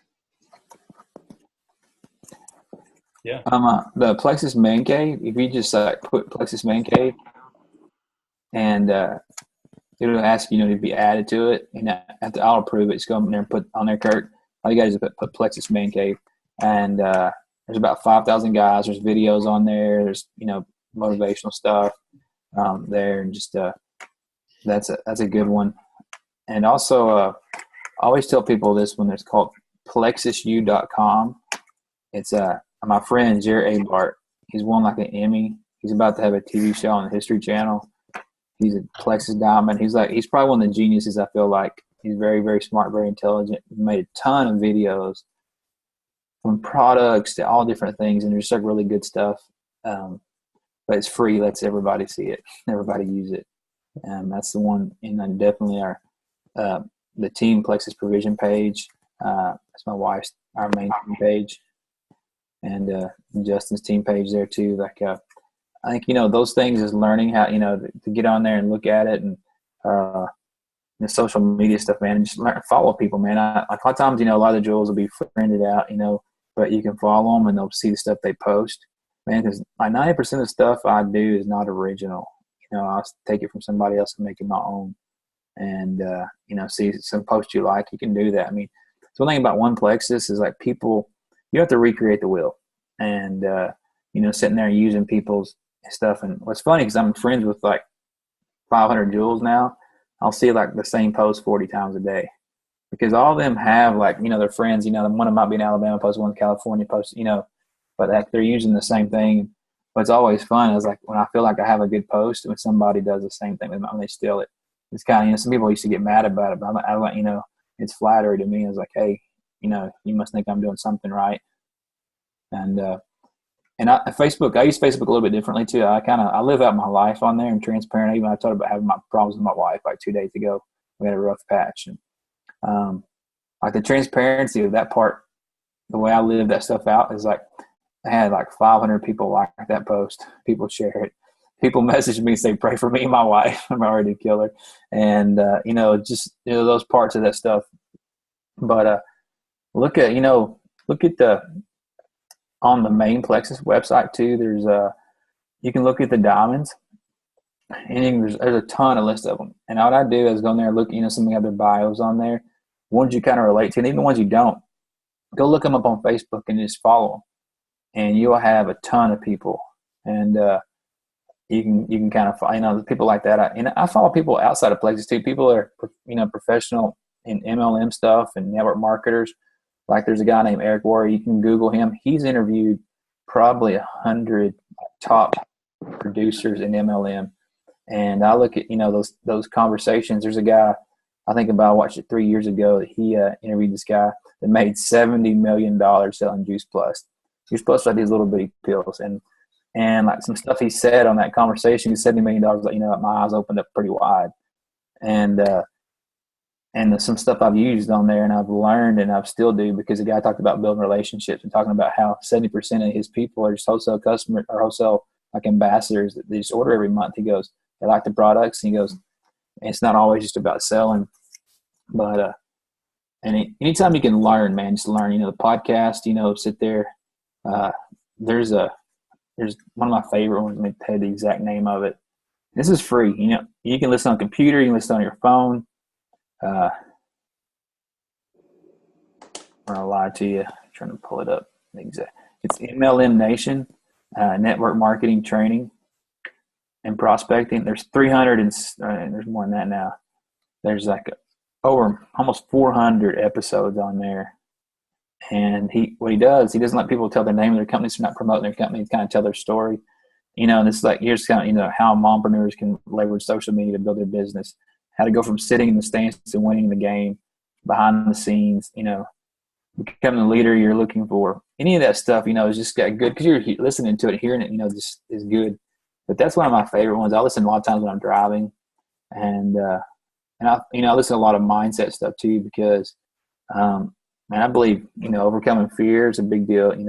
Wiping the pride out, stuff deal with that. There's a guy that's the Unbeatable Mind, because I believe you can get your minds like, and God gave us our mind and stuff to be able to believe and do, or willpower, all those things, emotions, but learn how to master those things and kind of, write your goals down and go after it. Because when you write it down and make it real, and you write it down and tell somebody about it, some accountability. Because like the other day I made a video that I'm doing a triathlon because Justin rubbed off on me. I'm going to, fat kid, be out there running, swimming, biking. You guys want to come watch it in October. But I was like, I made a video, and this is the truth. I ain't ran a 5K probably in like 12 years at all. That's the end of the part of it, not putting the biking and the swimming. But I was like, here's my accountability. I'm going to do a triathlon. This is what I signed up for. I'm going to do it. So I made a live video about him. After that, I went and ran 100-degree Arkansas weather, a 5K, to make sure I could still do it. So I don't want to be the last person.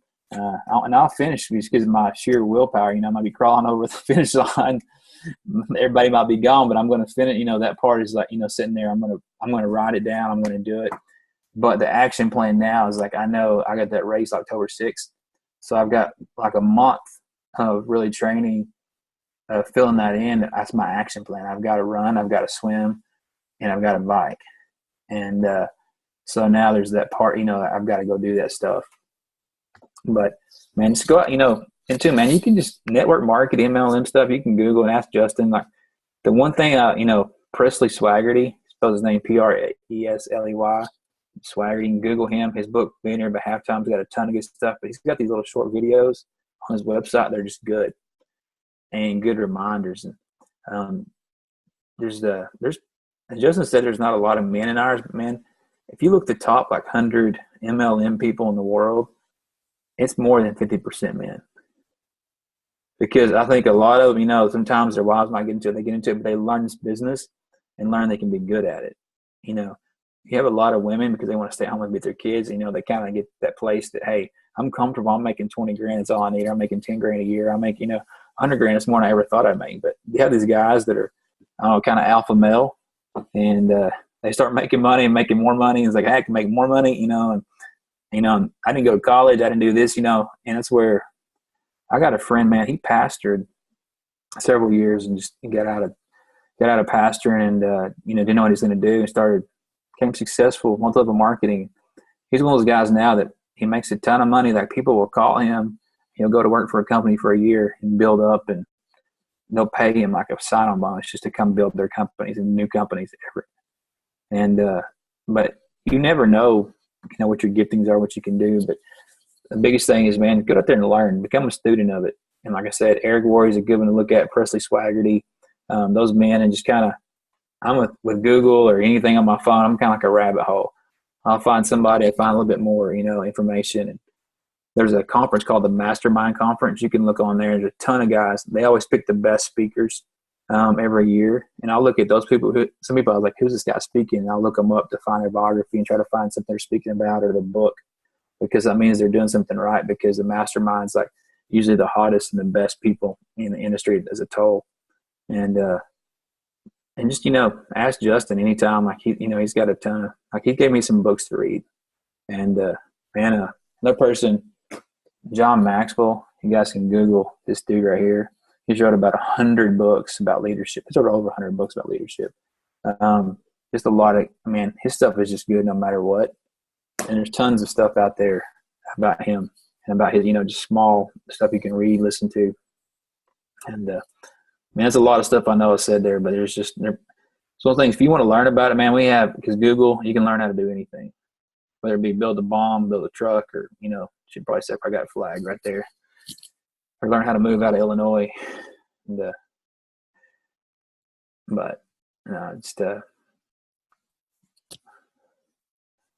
just you're muted again, man. All right, there we go. That help, Kurt? Okay, Josiah, I think you were going to ask another question too, weren't you? I was wondering if either of you have had success with reaching out as individuals, like a person to person, versus like a business transaction to another business when you're meeting with trying to go after a business owner that I know two gym owners that I think would be really great to get on my team.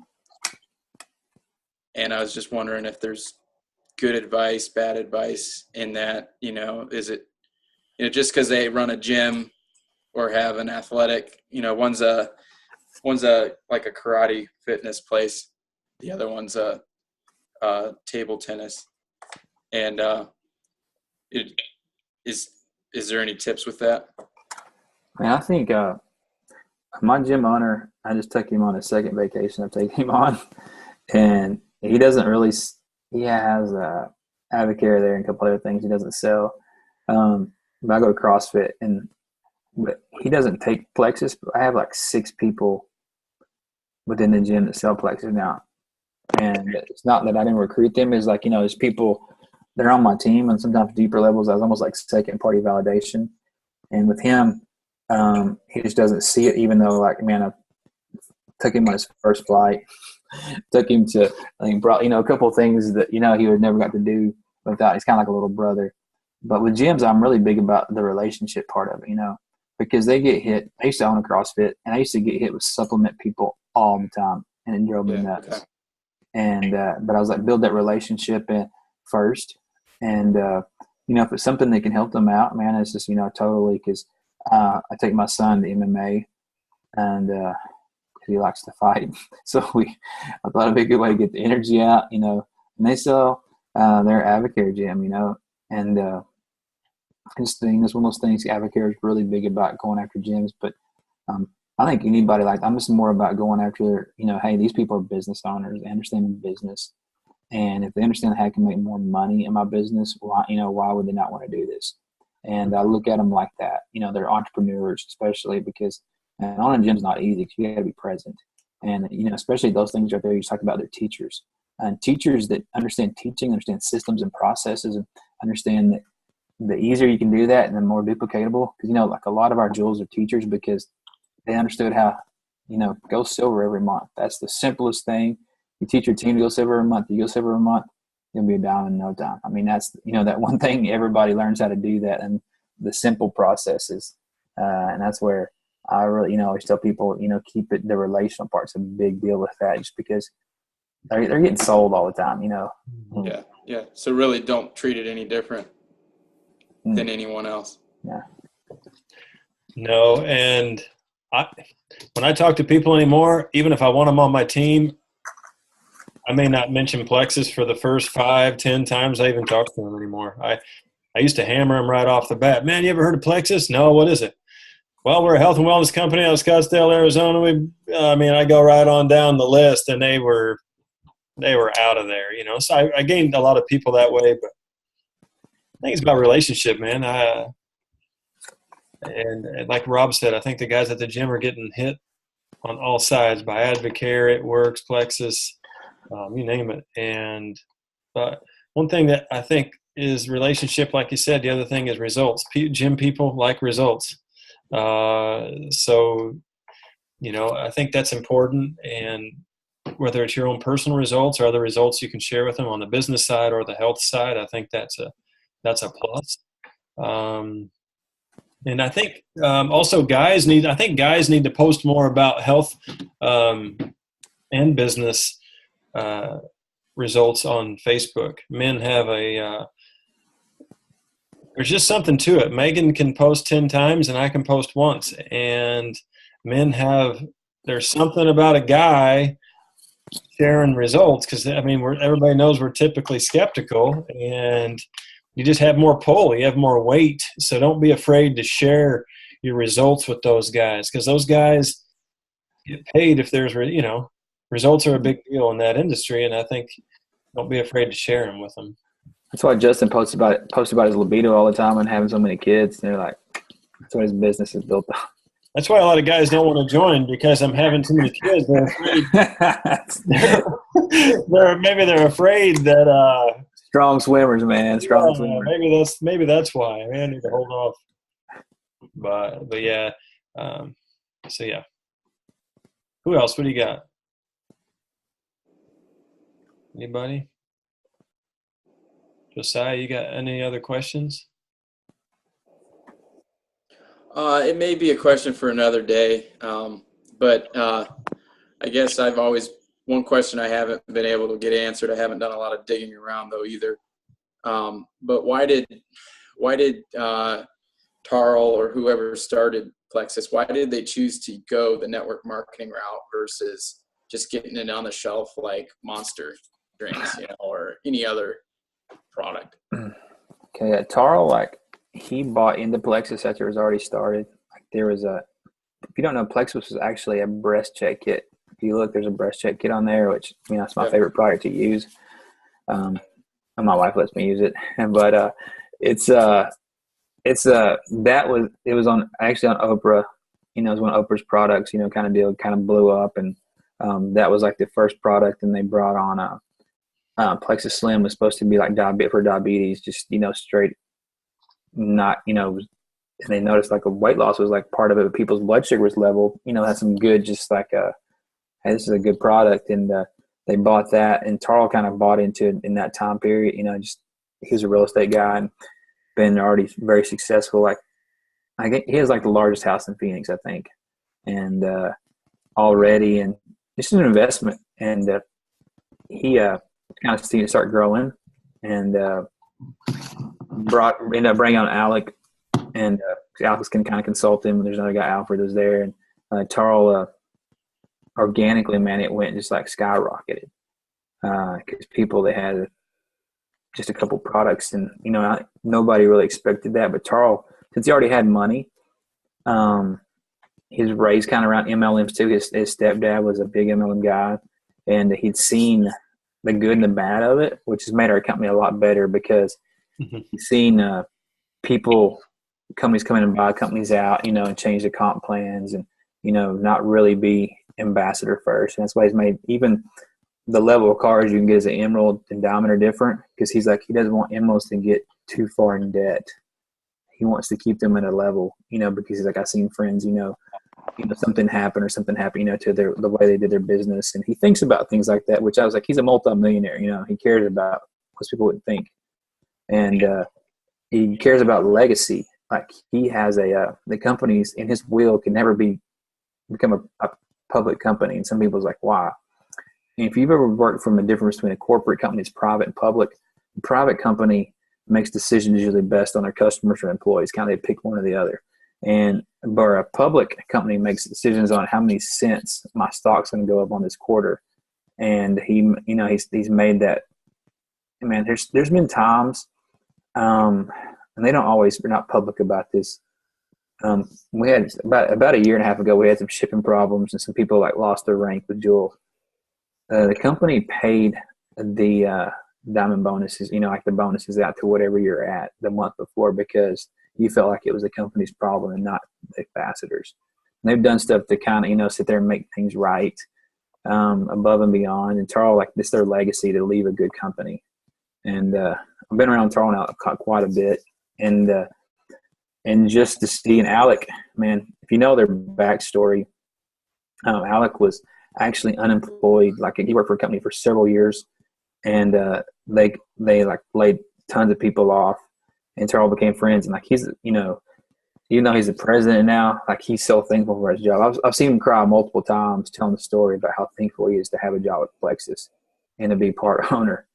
And you don't see that a lot, because, I mean, if you ever struggled and been unemployed and he has several kids, that feeling's never good. But Tarl, he liked MLM. He loved, that the way it worked. And it just worked, having a couple products, because women, like, especially like a breast check kit, you think about, they're going to share that. It's where you put it on a shelf, it gets lost. People don't know about it. You have a couple products, and he'd seen that, but he'd been around since he was a kid. And that's why some of the decisions, he kind of almost, just the things he's learned about, the way he's grown up and the way, because Tarl's not that old. And it's just, and he's still learning. He still wants to be a great CEO. And that's what I really like about it, because I feel like he definitely has, have room to grow, but I feel like he's not like, I've arrived. I've made enough money, I want to sell my company. He's like, hey, how can I make this better to leave a legacy that is big, bigger than I am, and affects people, more than just one generation. Thank you. That was helpful. Thank you. Who else? What do you guys got? Anything? Ask away. Ask you about anything you want to ask about. I'll tell you a lie, or tell you the truth, or tell you what I know.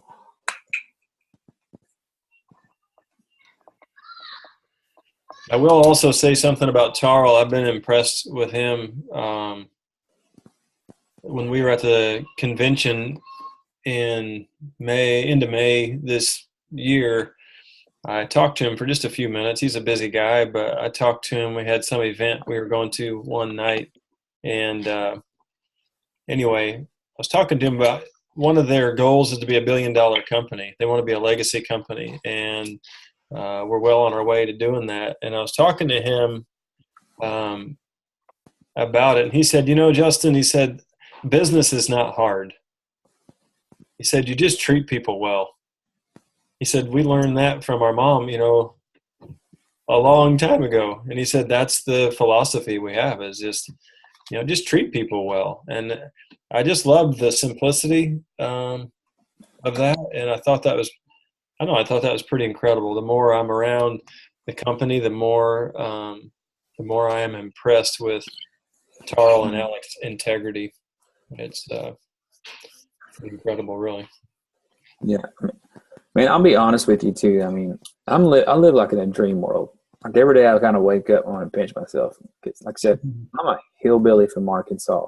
Mm-hmm. And I'm just going to tell you, this year, in January, I went to Costa Rica, paid for by Plexus, with some Plexus buddies, deep sea fishing, hanging out there. Never been to Costa Rica before. Then February, I went to the Super Bowl and watched my boy Tom Brady make the biggest comeback ever, paid for by Plexus. I went to the Super Bowl, I don't think I know anybody that went super far where I went. I mean, I'm a redneck graduated from a small school of 99 people. Then Vegas, they paid for our trip to Vegas. I went to Musha Key, the Bahamas trip. I didn't even know what that place was before I went to it. And I think I only had 24 people at the time. It's $57,000 a day. Plexus paid for that trip. I mean, then we went to, where else to go? We can go to Hawaii. We can go to Orlando. But they do these things that blows my mind. And the little things they think about that I would have never in a million years think about, to make things really nice and you want to stay. And people, it's funny because I get recruited by other multi-level marketing companies now because we're successful and kind of got our name out there. And I was like, there's no reason I'd ever want to leave. It's not just because the pay's great or anything, but I was like, they treat us so well. And I was like, Justin put that so good because, man, I've experienced like, like the last 2 years, things that, I never thought I'd dream of, because like I'm about to go on our third trip to Hawaii, and I'm taking my brother. If you guys saw my brother, he looks like he should be on the Sons of Anarchy or Duck Dynasty. He's got long hair, a long beard. He's a big old dude, like scary looking. He's a pastor, and I've been giving him a hard time. Like, you need to get a haircut before we leave, or at least let me braid your hair. But we're taking him and his wife to Hawaii with us, because me and Jessica both earned that. And Plexus is paying for that, and it's still, like some people's like, if it don't last forever, whatever, like, hey, man, I was like, if it lasts for 5 years, I'll make more in 5 years than I would have made in a lifetime, and I'll be able to do things that I've never gotten, made friends, and I was like, but the way they set things up is that, man, you're as successful as you want to be in this business, as long as you want to be, because you can recruit as many legs as you want to. You keep doing the things, and they keep putting out new products, and they keep making things better. And it's like, it's up to you about how successful you want to be, how long you want to be, But there's times you got to work hard. I ain't gonna say there's not hard work into it, but there's times you can coast a little bit. And, you can say work's going to the CrossFit Games, and you can say it's a tax write-off because you got your bus wrapped in Plexus, and because you're going to a fitness event, it's a tax write-off. And you can go around and see friends and hang out with them. I was going to see, and still call it work. And, but those are things that, man, I never thought, like, if I was looking at me right now, I'd think, hey, you're stupid. Couldn't believe that I would be able to, I couldn't believe myself that this was possible. And sometimes I still wake up and think, man, I cannot believe, what God has done with this opportunity, and how thankful I am, and for the friendships and the experiences. And man, I got to swim with pigs in the Bahamas, which is so funny because everybody's like, they're wild pigs. And I'm like, you guys don't even know what a wild pig looks like. A bunch of domesticated pigs, in the Bahamas. And I was like, it's funny that people are paying to do that. But man, you guys, I'm saying, like, it's a real deal. It's a real opportunity. And I would tell, anybody to jump into, especially there's going to be in that thing, on my computer screen, the background says fear is a liar. And fear is going to talk, fear and pride talk more men out of being what they can be than anything else.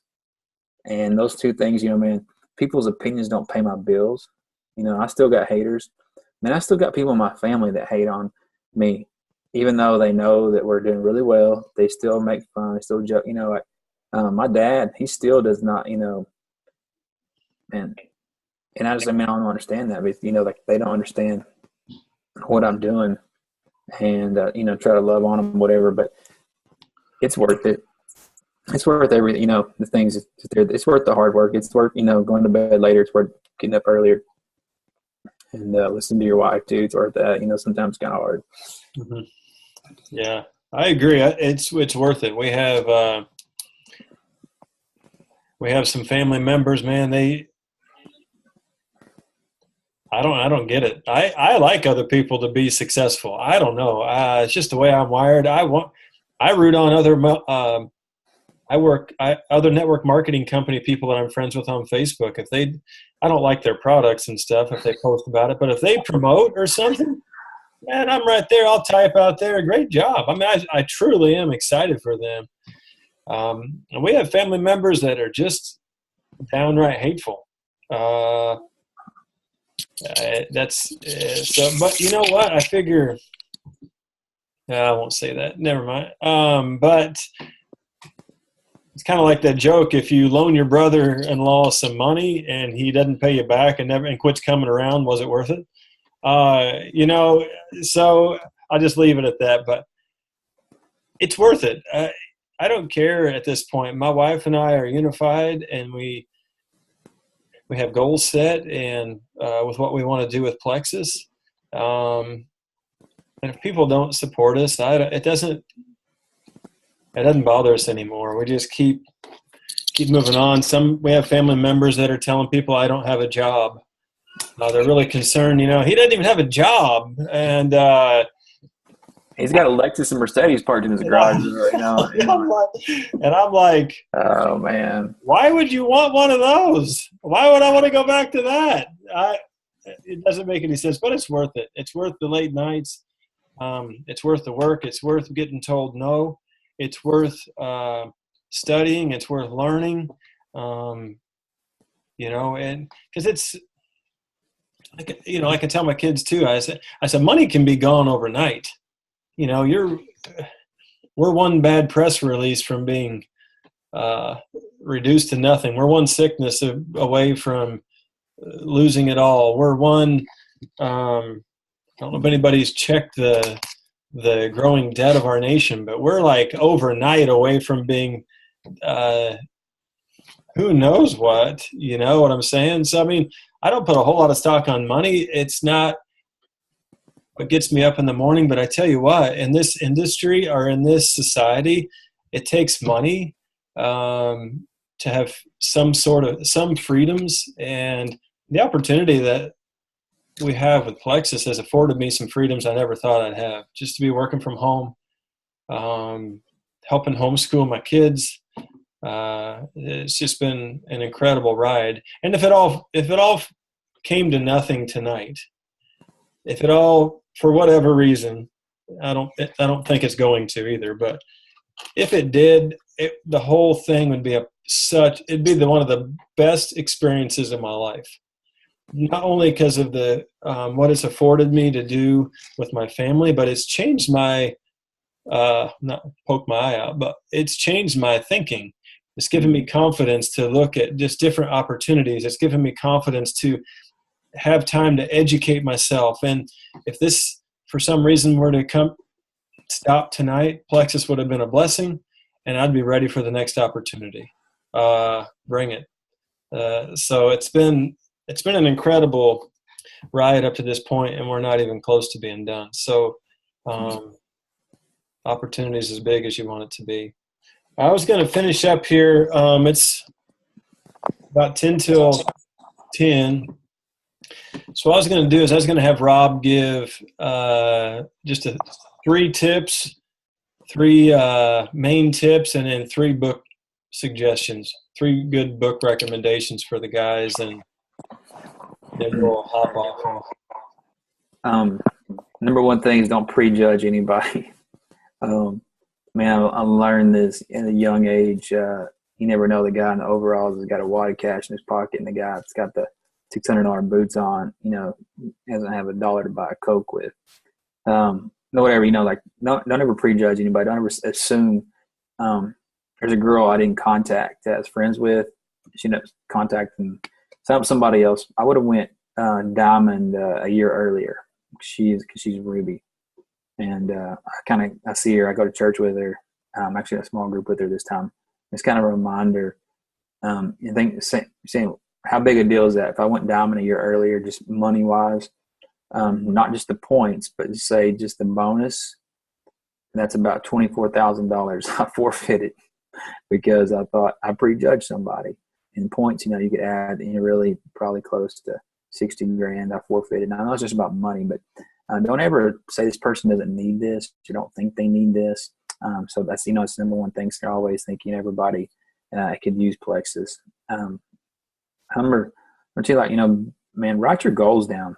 Write them down, and SMART goals, specific, measurable, attainable, relevant, time-bound SMART goals. You can Google that, but write them down. Don't get a ton of them. Get a few of them. You sit there and get some that are short, get some that are long-term, but write them down. If you got to put them on, sit there and put them in your bathroom, put them somewhere you can see them all the time. And after you write your goals down, the third thing, write an action plan out. Have an action plan. How you're going to get that, the personal development, say, hey, if I'm going to go to gold or silver, whatever, I'm going to talk to 5 people a day. I'm going to add, 5 people a day on Facebook. Or if you look at there's a PDA, it's a IPA PDF. It's like, income producing activity is like a sheet of paper. There's a journal you can buy. It has you things to do every day, like a checklist. Like for me, I have AD. I need a checklist about everything. But sit there and get your action plan, write your goals out, and to me, I don't meet a stranger. I talk to everybody. The relationship's part of it. And it's like, they might not be Plexus, but they're going to be my friend. They're not like me, one of the two. And that part of it is like, they know a lot of times, like Justin says, I don't talk about Plexus, all the time at first. And sometimes it takes a while. And sometimes I tell people that quit talking about Plexus, talk about something else. But I let them, a lot of times, those relationships are big. But, like I said, number one thing is don't prejudge anybody. Number 2, sit there, write your goals down, SMART goals, specific, measurable, attainable, relevant, time bound. Then after you get your goals written down, write an action plan for each goal and how you want to do that, the actions you're going to do, whether it be talking to people, it's the personal growth, those things that, as soon as things like I told you guys I went and signed up for a triathlon. I was a little bit different. But what did I do? I ordered 2 books. I read like tons of articles. I listened to podcasts. I went and ran, started training, went biking. I got swim lessons coming up, make somebody look at me and swim. And I bought me a sweet Speedo to wear in the pool, and goggles and all that stuff, but sitting there, I was like, sitting there, a lot of times we talk about, we wish we want to do things and we don't make plans, but goals, actions, like, I'm a doer. I'm like, go out there and get it done, and just start doing it. A lot of times I'm not a great swimmer. I'm not great at biking. I'm not great at running.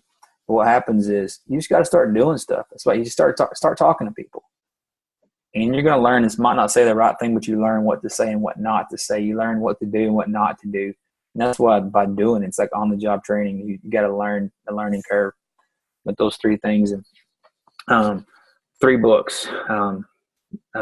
Millionaire by Halftime by Presley Swaggerty. Ordered off his website. It is the book for, to me, it's like the dummies book for multi-level marketing. It has homework in it. Do the homework. That's why I tell people who want to listen to it, but it's like buy the actual book. There's homework after each chapter. If you do that homework and do the book, I think you'll be successful in some part. If you listen to it, because it's very hands-on. And I like him because he's like a good old boy from Texas, and he's made like $20 million. And he used to be a school teacher that couldn't afford a chicken fried steak. Got an awesome story. And he's got to help his kids kind of live their dreams. Presley Swaggerty there. That's that book there, Millionaire by Halftime. Other books, there's tons and tons of the 4 levels of MLM personalities. It's a little bitty book you can read probably in 30 minutes, but explains the difference between red, blue, yellow, and green. I think when you understand when you're talking to somebody, if they understand, you can say, hey, they're a red personality, a blue personality, yellow personality, a green personality. It's such an important part of this business. It's such a good part of it, and knowing that. And other book, Sean Maxwell's, I think my favorite book of his. It's the 15 Invaluable Laws of Growth. And just the growing is such a big deal. I said again, it's the 15 Invaluable Laws of Growth. You guys, I don't know if you can see this very well, but this book right here, the law of intentionality. One of the laws, law of mirror, law of awareness, law of pain, law of environment, all these things, man, about growth. Because what happens is when you start to grow, things start to change. And you learn these things, you learn these laws, learn how to maximize them. And John Maxwell, all this stuff's good. But that, sit there, that's just, those are my 3 books, and man, my 3 tips. And, but sit there and just surround yourself around good people. John Maxwell talks about this. You're the average of the 5 people you spend the most time with. And think about these. You're around toxic people. You're around people that bring you up. And, say, man, I don't have any people. Go after them. Man, I'm most people, I go after people. And I talk to people that are successful. I talk to people more successful than me. Sometimes it's intimidating. But you know what? A lot of times they like to teach, like, just when people, it's like when you get ready to learn, it's as a teacher appears. It's the truth. And you have the right people always learning. And right now, one of the things I'm doing, I'm learning Spanish. And you think, oh, why are you learning Spanish? Do you know how many Spanish people we have in the United States of America? Do you know how many people that need Plexus to speak Spanish? And you know how, I don't know if you guys, we have a lot of Hispanic people in Arkansas. First generation Hispanic people, man, are the hardest working people in the world. Like, I'm all about, I hope they start paying taxes. I hope, that parts of it, but that's just, that's the thing about learning how to communicate. I'm learning something new that I'm not comfortable doing. I'm learning, sitting there, have somebody say, learn how to speak this way, do this way.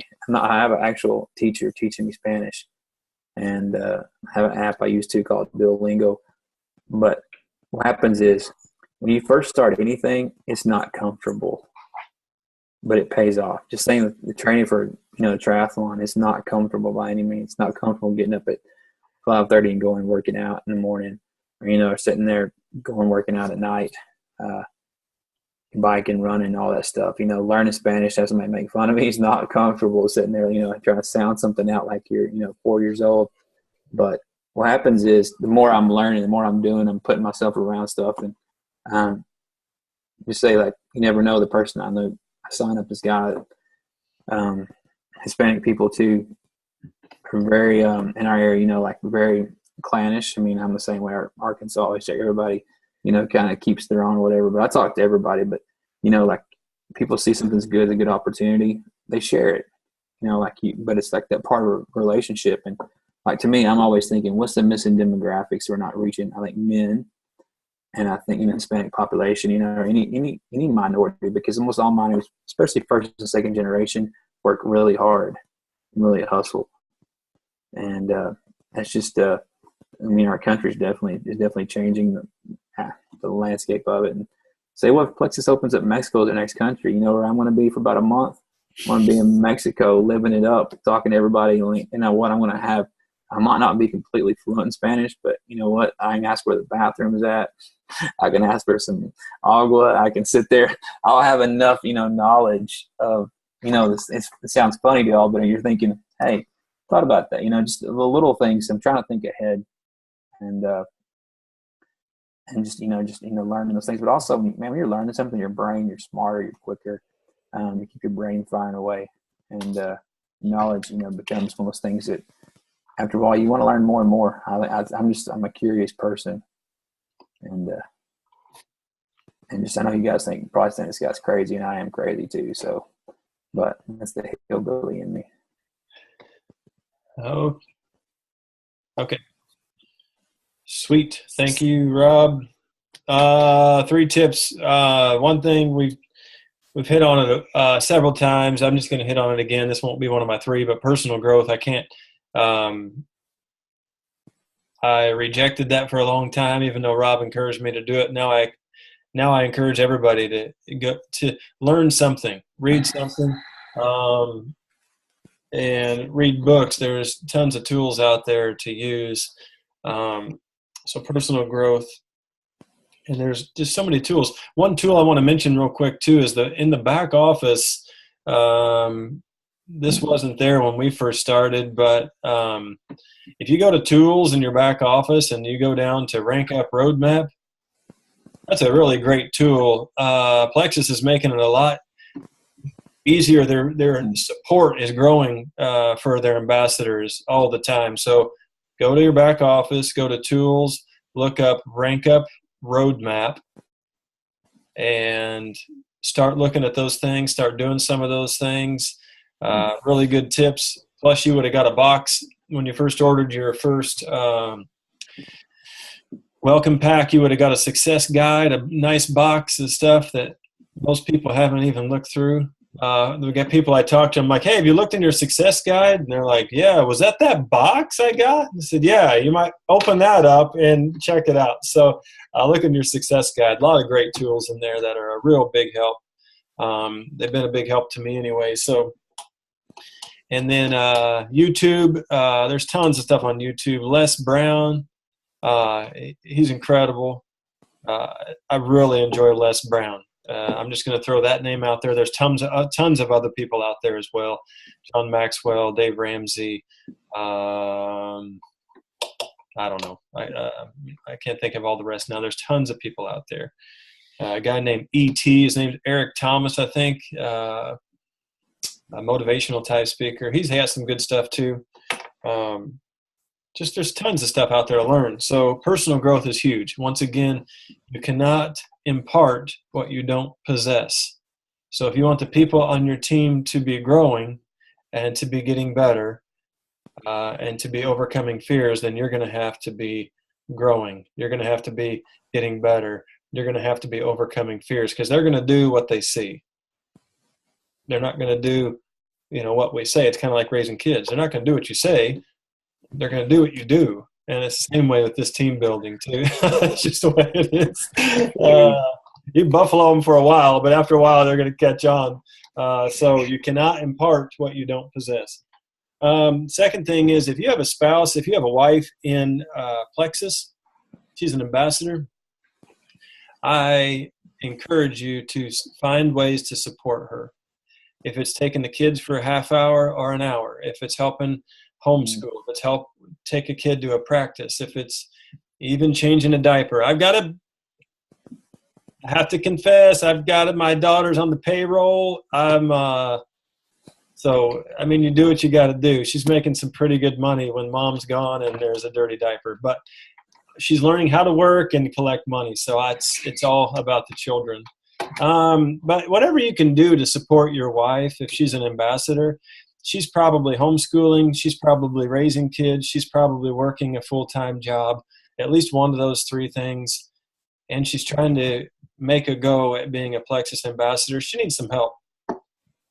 So I'd encourage you to give her a hand, give her a break, and let her go to the coffee shop for an hour or two. You take the kids. And when you were watching your kids, it's not babysitting, by the way. It's called being a father. I just want to throw that out there. I used to use the word, man, I got to babysit. And a guy corrected me. He said, actually, those are your children. It's called being a father. So I'm not just saying that to you. A guy said that to me. I'm just sharing it. So trying to referee what I do. yeah, exactly. So support your wife. If your spouse is not a Plexus ambassador, then be a good ambassador towards her. Don't use Plexus as a way to drive a wedge into your marriage. Be a good example as a Plexus ambassador towards your spouse if they're not in Plexus. Be a good example. If she doesn't want you doing Plexus or talking on the phone or messaging people when you're on a date, put the phone down and date your wife.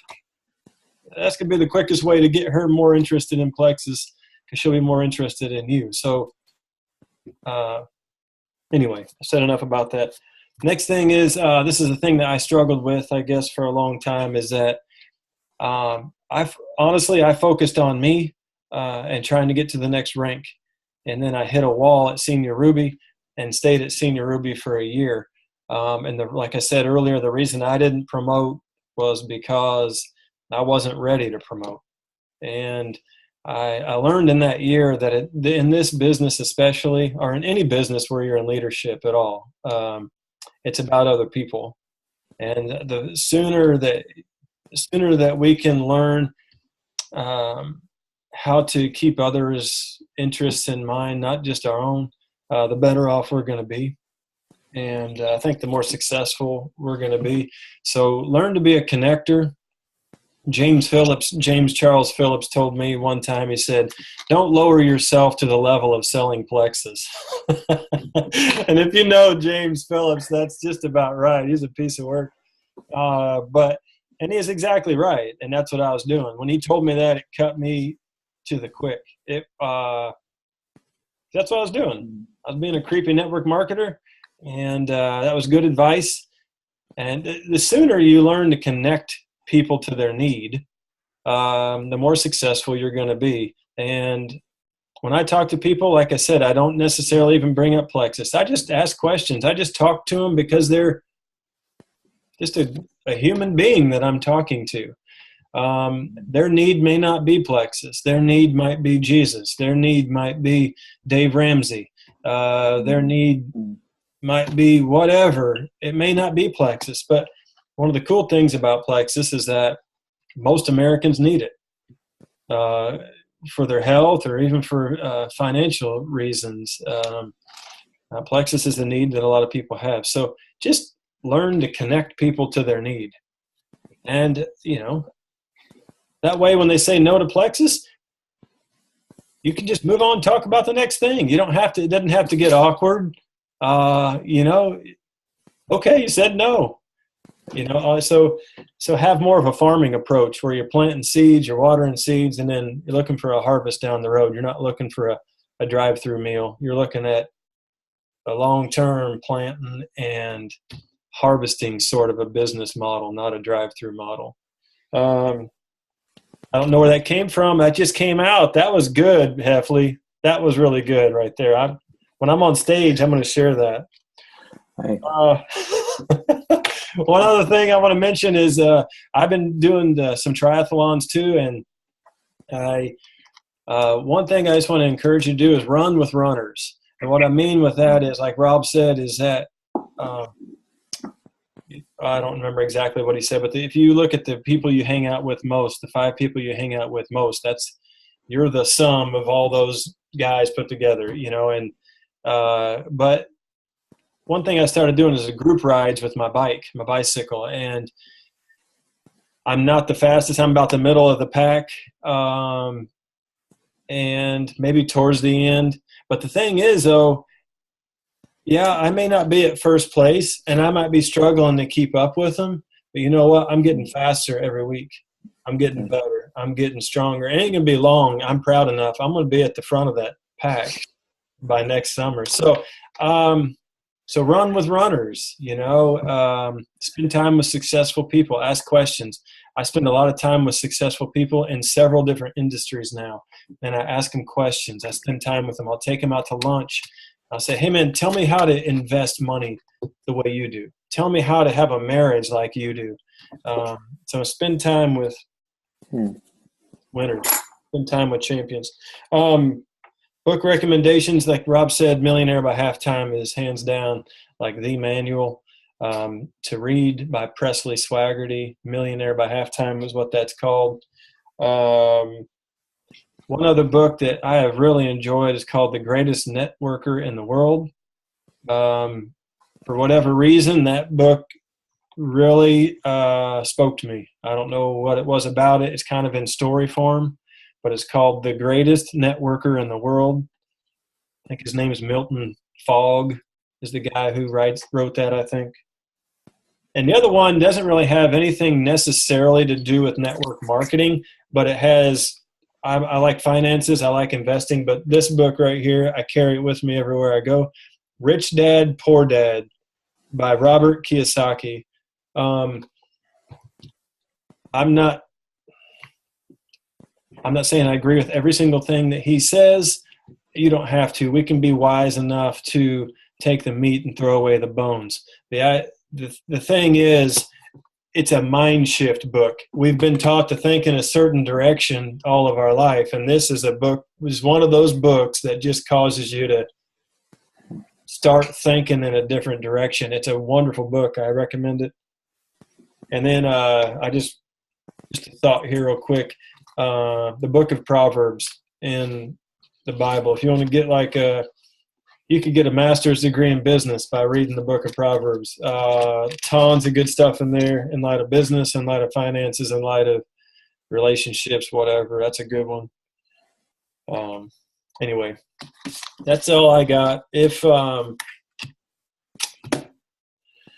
appreciate everybody coming on. I really appreciate the General, Rob Heffley from Arkansas, jumping on with us.